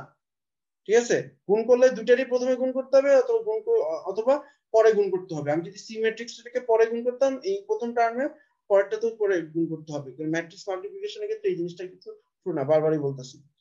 এখানে যেটা করা হয়েছে, এখানে সিটাই হইতেছে এইটা, এই যে সি যেটা লিখছি, ঠিক আছে, এই সিটাই হইতেছে আমার এই টার্মটা, এই যে এটা S I minus A inverse. ঠিক আছে, এই এখানে যে ম্যাট্রিক্সটা হবে এটা ইনভার্স ম্যাট্রিক্সটা হচ্ছে আমার সি, তো এটা দিয়ে আমি উভয় পক্ষে গুণ করছি। মানে এখানে গুণ করছি এখানে গুণ করছি। তাহলে আপনি জানেন যে এ ইনভার্স একটা ম্যাট্রিক্স, এবং সেই ম্যাট্রিক্সের ইনভার্স নিলে কি হয়, আইডেন্টিটি পাওয়া যায়। এটা ম্যাট্রিক্স থেকে আপনারা জেনে আসছেন। তাহলে প্রথম পক্ষে এই যে ইকুয়েশনের বাম পক্ষে কি হইতেছে, এই ম্যাট্রিক্সটা এবং তার ইনভার্স যদি তার আগে যদি গুণ থাকে তাহলে দুটো মিলে আইডেন্টিটি হয়ে যাচ্ছে, এই জন্য এখানে আগে কিছু লেখা হয়নি। আর পরেরটা যেটা হয়েছে, এই দুটার সাথে এখানে গুণ আকারে ওই যে এই ইনভার্স ম্যাট্রিক্স থেকে যাচ্ছে, এখানে তার আইডেন্টিটি হবে এমন কথা নেই, ঠিক আছে। এবং এই যে ম্যাট্রিক্সটা আছে, এই যে ইনভার্স ম্যাট্রিক্সটা, এটা একটা নাম আমরা দিয়েছি ফাই এস, ঠিক আছে। স্টেট ট্রানজিশন ম্যাট্রিক্স, এটা আপনি পরবর্তীতে এখান থেকে আমরা ডিরাইভ করব। এটার একটা নাম দিয়েছি আমরা কি, ফাই এস, ঠিক আছে। তার মানে এক্স সমান সমান কি লেখা যায়, phi S B into U. Beta হইতেছে কি আমার ইনপুট ম্যাট্রিক্সটা, ঠিক আছে, ইনটু ইউএসএস। তো এটা হইতেছে এটা হচ্ছে কি টাইম ডোমেনে আছে, এই যে এই অংশটা টাইম ডোমেনে আছে, আর এখানে আপনি ল্যাপ্লাসে নিয়ে আসছেন জিনিসটাকে, ঠিক আছে। ওকে, তাহলে আমি এখন মানে ইন থিওরিতে আছি। আবার আউটপুট সমান কি বলা যায়, আমি যদি এই ফিড ফরওয়ার্ড ম্যাট্রিক্সটা, এটা আমাদের আসলে এই কোর্সের ক্ষেত্রে লাগতেছে না, তো আপাতত আমি যদি এটাকে ইগনোর করি, তাহলে আউটপুটের ক্ষেত্রে এখানে তো কোনো ডেরিভেটিভ টার্ম নেই, তাহলে সিম্পলি আমরা লিখতে পারি y সমান cx। আবার এই x এর একটা এক্সপ্রেশন আমরা এখান থেকে কিন্তু ডিরাইভ করেছি যে কিছুক্ষণ আগে। x সমান কি লেখা যায়, si মাইনাস a, এই যে ম্যাট্রিক্সটা, এই থার্ড ব্র্যাকেট মানে হলো ম্যাট্রিক্স, বাই দ্য ওয়ে এটা জানেন, থার্ড ব্র্যাকেট কিন্তু ম্যাট্রিক্স এটা ইন্ডিকেট করা হয় ম্যাট্রিক্স কে আগে। এটা ইনটু বিইউ, এই এক্স এর পরিবর্তে আমরা এটা রিপ্লেস করে দিতে পারি। তার মানে আমরা যদি চিন্তা করি যে আমার ট্রান্সফার ফাংশন বাই ডেফিনিশন হচ্ছে আউটপুট ওভার ইনপুট, তাহলে আউটপুট ওভার ইনপুট, আচ্ছা এখানে ইনপুটটা হইতেছে এই আরটা হইতেছে আসলে ইউ, ঠিক আছে, এই আরটাই আসলে ইউ। এখানে বলে দিই যদি ওখানে মেনশন করা নাই, এই আরটাই আসলে ইউ, মানে আমাদের সিস্টেমে আমি তো প্রথম দিনই বলেছি যে ইউ কিন্তু স্টেপ না, এটাই হইতেছে আমার ইউএফএস, যেটাকে আমরা বলতেছি কি ইনপুট, ঠিক আছে, এটাই হচ্ছে আমার আসলে ইনপুট। তাহলে আমার ট্রান্সফার ফাংশনের ডেফিনিশন হচ্ছে আউটপুট, এই ইনপুট অংশটাকে এদিকে নিলাম, তাহলে থাকলো কি ডান পক্ষে এই যে এই অংশটা থেকে গেল, ঠিক আছে। তার মানে এই যে এই অংশটা বাম পক্ষের এই অংশটা হচ্ছে আমার এস ডোমেন, ঠিক আছে। আর ডান পক্ষে এই সিটা হইতেছে আমার ম্যাট্রিক্স, বিটা ম্যাট্রিক্স, এটা ম্যাট্রিক্স, আর এস আইটাও ম্যাট্রিক্স। আই যেটা আইডেন্টিটি ম্যাট্রিক্স, আমরা যখন এস গুণ করতেছি তখনই কিন্তু ম্যাট্রিক্স এর মধ্যে এখানে যে এই যে ডান পক্ষে যে ম্যাট্রিক্সটা, ম্যাট্রিক্স এর মধ্যে কিন্তু আমার এস টার্মটা চলে আসতেছে, অর্থাৎ ল্যাপ্লাস ডোমেন কিন্তু আমি পেয়ে যাচ্ছি সেখান থেকে। ম্যাট্রিক্স থেকে আমরা হতেছে ওই ল্যাপ্লাস ডোমেনের যে এস ভেরিয়েবলটা সেটাকে কিন্তু আমরা নিয়ে আসতে পারতেছি, ঠিক আছে। তো এভাবে করে আমরা এই যে ইকুয়েশনটা, এটা খুব ইম্পর্টেন্ট একটা ইকুয়েশন, এটা দিয়ে আমরা অনেক সময় ম্যাথ দিই, কিন্তু দেখা যায় যে ওই স্টেট ভেরিয়েবলের সাথে এই সূত্র দিয়ে কিন্তু ম্যাথ দেওয়া হয়, ঠিক আছে, খুব ইম্পর্টেন্ট একটা সূত্র।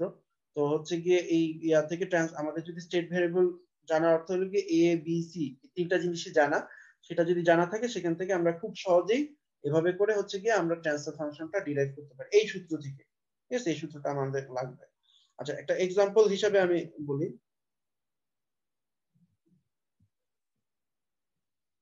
যেমন হইতেছে ধরা যাক যে একটা এক্সাম্পল হিসেবে বলা হয়েছে এরকম যে কোনো একটা স্টেট ভেরিয়েবল মডেল, সেটার ক্ষেত্রে একটা স্টেট ভেরিয়েবল মডেল, এই যে কিছুক্ষণ আগে যেটা আমি ডিরাইভও করছি সেখান থেকেও কিন্তু বের করা যায়। এই যে এখানে যদি আরএলসি এর ভ্যালু যদি দেওয়া থাকে, তাহলে স্টেট ভেরিয়েবল মডেলে এ বি সি সবই কিন্তু আপনার জানা আছে, তাই না? তো ধরা যাক যে এবিসি এগুলো আপনি জানেন, এবিসি এই তিনটা ম্যাট্রিক্স আপনি জানেন, সেখান থেকে আপনাকে এটা বাইর করতে হবে, ট্রান্সফার ফাংশনটা বের করতে হবে, অর্থাৎ এই স্টেট ভেরিয়েবলকে আপনাকে ট্রান্সফার ফাংশনে কনভার্ট করতে হবে, ঠিক আছে। আবার আপনি ফ্রিকোয়েন্সি ডোমেনে যাচ্ছেন। তো প্রথমে আমাদের কি দরকার, এখানে এই সিও জানেন বিও জানেন, এই যে মাঝখানে যে থার্ড ব্র্যাকেটের মধ্যে এই অংশটা দরকার, যেটাকে আমরা ফাইস বলতেছি। এবং এটাকে আমরা ইনভার্স ল্যাপ্লাস করলে আমরা একটা নাম, একটা ম্যাট্রিক্স আছে আমরা সামনে জানবো, যেটাকে স্টেট ট্রানজিশন ম্যাট্রিক্স বলে, সেটা আমরা ক্যালকুলেট করতে পারবো। আচ্ছা, এখানে একটু বেশি কাটাকাটি হয়েছে, যাই হোক। তো যেটা হচ্ছে যে আমরা এখানে যদি রিপ্লেস করে দিই, এই যে এস আই মানে হচ্ছে আইডেন্টিটি ম্যাট্রিক্স, তো আমার যেহেতু এগুলো সব 2x2 ম্যাট্রিক্স, আইডেন্টিটি ম্যাট্রিক্সটা আসলে 2x2 না হয়েছে মাইনাস এটা। তো ম্যাট্রিক্সের আপনি জানেন কি হবে, এস টা ভিতরে গুণ হবে, অর্থাৎ এই ম্যাট্রিক্সটা আসলে কি এস 0 0 এস, ঠিক আছে। এবং বিয়োগ করলে জিনিসটা আসবে এরকম, এই যে এস এর সাথে এখানে কি ভুল, এখানে খুব সম্ভবত একটা লাইন, আচ্ছা আচ্ছা এই লাইনটা হবে, এটা কাটেনি এই লাইনটা, ঠিক আছে। আমি মনে করছি এটা মনে কেটে দিচ্ছে, যাই এস এর থেকে 0 বিয়োগ করলে এস হয়, আবার এস থেকে 0 সাথে এস গুণ করলে তো আসলে 0 হয়, ঠিক আছে? মানে এই ম্যাট্রিক্সটা আসলে বেসিক্যালি এস 0 0 এস এই আকারে চিন্তা করবেন। তো মাইনাস মাইনাস মাইনাস মাইনাসে প্লাস টু। আচ্ছা, এই জায়গায় আমার মনে হয় কি কিছু ভুল আছে, আমি দেখি স্যারের ইয়াটাতে যাই। আবার ওখানে আবার যেটা সমস্যা হইতেছে, ক্যালকুলেশন গুলো ভেঙে ভেঙে দেখানো নাই আর কি। তো আমার মনে হয় আপনারা বুঝতে পারবেন এই ম্যাট্রিক্সের বিয়োগ হয়তো বুঝেন, এটা এটা আসলে +2 হবে, এটা মনে হয় ভুল লিখছে, যে এটা তুলতে ভুল করছে আর কি। যে মানে 0 থেকে মাইনাস থেকে মাইনাস মাইনাস 2 তো সমান +2 হয়, তাই না? এটা একটু ভুল করছে, আমি এটা কারেকশন করে দিই এখানে।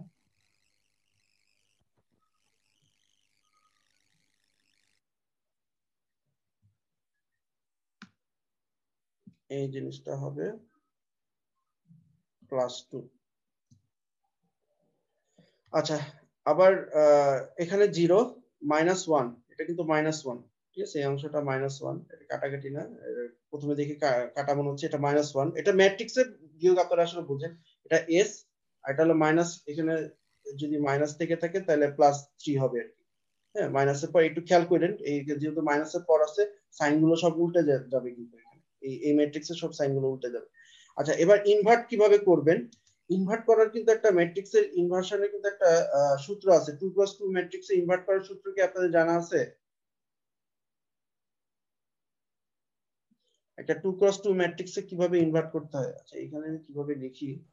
দুইটার পজিশন চেঞ্জ করতে হয়, দুইটার নেগেটিভ দিতে হয় স্যার, সাইন চেঞ্জ করতে হয় স্যার, হ্যাঁ, এটা আর মনে হয় কিছুটা মনে হয় জানেন। ভাগ দিতে হয় স্যার। আচ্ছা, আমি এখানে তারপর একটু বলি।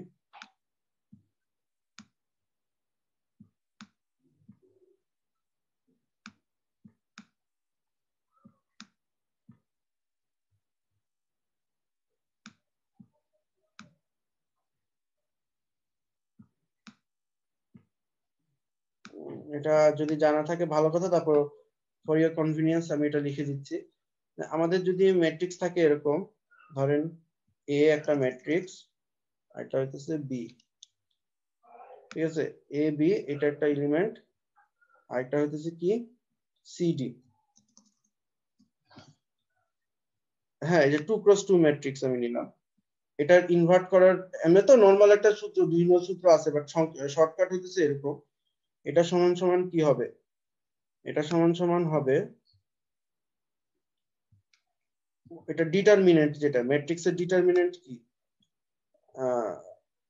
এই ম্যাট্রিক্সের ডিটারমিনেন্ট হলো AD - BC, তাহলে 1 ডিভাইডেড বাই তার ডিটারমিনেন্ট, 1 ডিভাইডেড বাই তার যেটা হলো ডিটারমিনেন্ট। ডিটারমিনেন্টটা কি? AD - BC, এটা হলো তার ডিটারমিনেন্ট, ঠিক আছে? এই জন্য ম্যাট্রিক্স ইনভার্সনে কিন্তু একটা ইয়ে আছে, সিঙ্গুলার ম্যাট্রিক্স হওয়া যায় না, ডিটারমিনেন্ট 0 হওয়া যায় না কিন্তু, কারণ ডিটারমিনেন্ট 0 হলে কিন্তু এই জিনিসটা কি হবে, আনডিফাইন্ড হবে।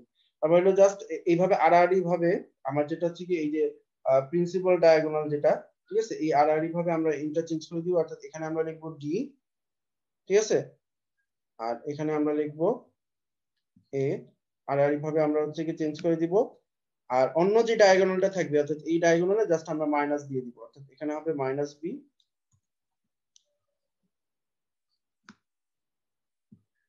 আর এখানে হবে কি -c। এটা একটু মনে রাখবো, যারা জানি না তাদের জন্য আমি বলে রাখি, এটা আমাদের ইউজফুল আর কি, কারণ পরীক্ষার সময় তো আপনি বসে বসে ম্যাট্রিক্স যদি ইনভার্ট করতে যান তাহলে আপনার অনেক সময় লাগবে, ঠিক আছে? এটা ইনভার্স করলে, সরি এখানে একটা জিনিস মিস্টেক হয়েছে, সেটা হচ্ছে কি এটা ইনভার্স করলে যেটা, ঠিক আছে? এই যে ম্যাট্রিক্সটা বাম দিকে লিখলাম, এটা যদি আমরা ইনভার্স ম্যাট্রিক্স নিই, এটা ইনভার্স ম্যাট্রিক্সটা হচ্ছে এরকম, ঠিক আছে? 1/AD মানে ডিটারমিনেন্ট BC, এটার, আর এটা হচ্ছে তার ইয়ার। তো মিলাই দেখেন, এই যে এস আর এই দেখেন, এই দুটোকে ইন্টারচেঞ্জ করা হয়েছে, আর এটা সাইন চেঞ্জ, এটা 2 বলছিলাম, এটা ভুল লিখছে, -2 ভুল করছে, এটা -2, এখানে -1টা +1 হয়ে যাচ্ছে। আর আড়াই ভাবে গুণ করলে, গুণ করে যদি ইয়া করেন, যে AD - BC যদি করেন, তাহলে এই টার্মটা আসবে, ঠিক আছে? ওকে, তাহলে আমি ড্রয়িংটা ক্লিয়ার করে দিচ্ছি। এটা নিয়ে কি কারো কোনো কোশ্চেন আছে? এটা তো মনে হয় জানেন। ওকে, তাহলে আমরা হচ্ছে যদি এই ম্যাট্রিক্সটা যদি জেনে যাই, এই SI - A ইনভার্স, এই ম্যাট্রিক্সটা জেনে গেলে বাকি টুকু হলো সিম্পলি ম্যাট্রিক্স মাল্টিপ্লিকেশন। হ্যাঁ, খুব বেশি লাগবে না। এই যে আমরা হচ্ছে জাস্ট সি বি, মানে একটা স্টেট ভেরিয়েবল মডেল জানা মানে হচ্ছে এবিসি তিনটা জিনিসে জেনে যাওয়া, ঠিক আছে? হয় এটা দেওয়া থাকবে, না হলে আপনাকে আপনারই ডিরাইভ করা কোনো একটা ম্যাট্রিক্স থেকে সেটা ক্যালকুলেট করতে বলবে। মানে আপনার ডিরাইভ করা কোনো একটা মডেল থেকে ক্যালকুলেট করতে বলবে হয়তো। মানে সাধারণত কোশ্চেনটা এভাবে থাকে যে একটা গত কয়েকবার যেভাবে আসছে যে একটা এরকম করে একটা ইলেকট্রিক্যাল সিস্টেম দেওয়া হয়, তার জন্য স্টেট ভেরিয়েবল মডেল বাই করতে বলা হয়, সেখান থেকে আরো এই মডেল যেটা ডিরাইভ করছে সেই ডিরাইভ করা মডেল থেকে আরো ফার্দার কিছু কোশ্চেন দেওয়া হয়। তার মধ্যে একটা কোশ্চেন হলো ট্রান্সফার ফাংশন বের করা, ঠিক আছে? তার ট্রান্সফার ফাংশন বের করা, বাকিটুকু হচ্ছে সিম্পল মাল্টিপ্লিকেশন, ম্যাট্রিক্স মাল্টিপ্লিকেশন। এই অংশটা 1/, এই যে অংশটা আপনি বাম দিকে নিয়ে আসবেন। তারপর তো জানেন ম্যাট্রিক্স মাল্টিপ্লিকেশন, এই দুটোকে মাল্টিপ্লাই করলে এটা আসে, আবার এই দুটোকে মাল্টিপ্লাই করলে এটা আসে, ফাইনালি আমার এই ট্রান্সফার ফাংশনটা এরকম আসে। ম্যাট্রিক্স মাল্টিপ্লিকেশন আমার মনে হয় এটা আপনারা যেহেতু জানেন, এটা আমি ডিসক্রাইব করলাম না। সো আমার ফাইনালি কি হলো যে আমাদের যে ট্রান্সফার ফাংশন যেটা, ঠিক আছে, এই সিস্টেমের জন্য ট্রান্সফার ফাংশনটা হচ্ছে এরকম হবে, ঠিক আছে? সিম্পলি জাস্ট ট্রান্সফার ফাংশনটা কি হবে, এরকম হবে। আচ্ছা, এখন প্রশ্ন হইতেছে যে আমার যদি যে কিছুক্ষণ আগে যেটা বললাম, আমার আউটপুট ভেরিয়েবলটা, আমার আউটপুটটা যদি এই v0 যদি না হয়, আউটপুট যদি v0 না হয়, যদি এই যে এখানে যদি আমার আউটপুট হইতো, সেক্ষেত্রে কি বলছিলাম কোন জায়গায় চেঞ্জটা আসবে, এই জায়গায় চেঞ্জ আসবে। এখানে কি ছিল, একটা -1 আসতো, আর এখানে সরি এখানে 1 আসতো, আর এখানে -r আসতো, তাই না? তো সেক্ষেত্রে আমার কোন জায়গায়, এইখানে একমাত্র এই সি ম্যাট্রিক্সটাতে চেঞ্জ হইতো, এ আর বি তে চেঞ্জ হইতো না, ঠিক আছে? সি ম্যাট্রিক্সটা তখন ডিফারেন্ট হইতো। সি ম্যাট্রিক্স মানে এই ম্যাট্রিক্সটা যদি একটু ডিফারেন্ট করে দিত, তখন আমার ট্রান্সফার ফাংশনটা একটু ডিফারেন্ট হয়ে যেত। কথা বোঝা গেছে? তো আজকে আমি যেটা খুব বেশি আলোচনা করিনি, 10:30 বেজে গেছে, যেটা ছিল আমরা হচ্ছে কি আবারও আরেকটা এক্সাম্পল, আমি যেটা যেটা গতদিন ডিসক্রাইব করি না, আরেকবার আপনাদের সামনে অনেকগুলো এক্সাম্পল কিন্তু আসলে আমি আলোচনা করেছি, তো বাকিটুকু আপনাদের প্র্যাকটিসের বিষয়। আর হচ্ছে এটা খুব ইম্পর্টেন্ট, এখান থেকে প্রায় সময় কোশ্চেনটা দেয়, বিশেষ করে এই ডাটা দিয়ে, সূত্রটা দিয়ে, যে স্টেট ভেরিয়েবল মডেল থেকে ট্রান্সফার ফাংশন বের করা। এটা আপনারা অনেকেই দেখা যায় পরীক্ষার সময় বুঝেনি না যে কি, অনেকে যেটা করে কি যে এই কোশ্চেনটা দিলে অনেকে করে কি নতুন করে আবার ডিরাইভ করা শুরু করে, মানে এই সব মডেল টডেল বাদ দিয়ে করে কি, ওই যে ট্রান্সফার ফাংশন ডিরাইভ করতে হয়, যে সি এর জায়গায় 1/cs, এল এর জায়গায় ls, তারপর আর এই যে আজকে তো এরকম টাইপের মনে হয় একটা এরকম টাইপের প্রবলেম তো আপনাদের ইয়াতে এই ক্লাস টেস্টে কোশ্চেন করানোর জন্য করানো হচ্ছে আর কি, তাই না? তো ওইরকম কাজ করে দেখা যায় অনেকে করে কি যে এই এই ক্যালকুলেশনটা করে, কিন্তু এটা কিন্তু যদি বলা হয় যে স্টেট ভেরিয়েবল মডেল থেকে ক্যালকুলেট করতে, তাহলে এই সূত্রটা থেকেই করতে হবে, অন্য কোনো ভাবে করলে কিন্তু তখন অ্যাকসেপ্ট করবে না। এই জিনিসটা মাথায় রাখবেন আর কি।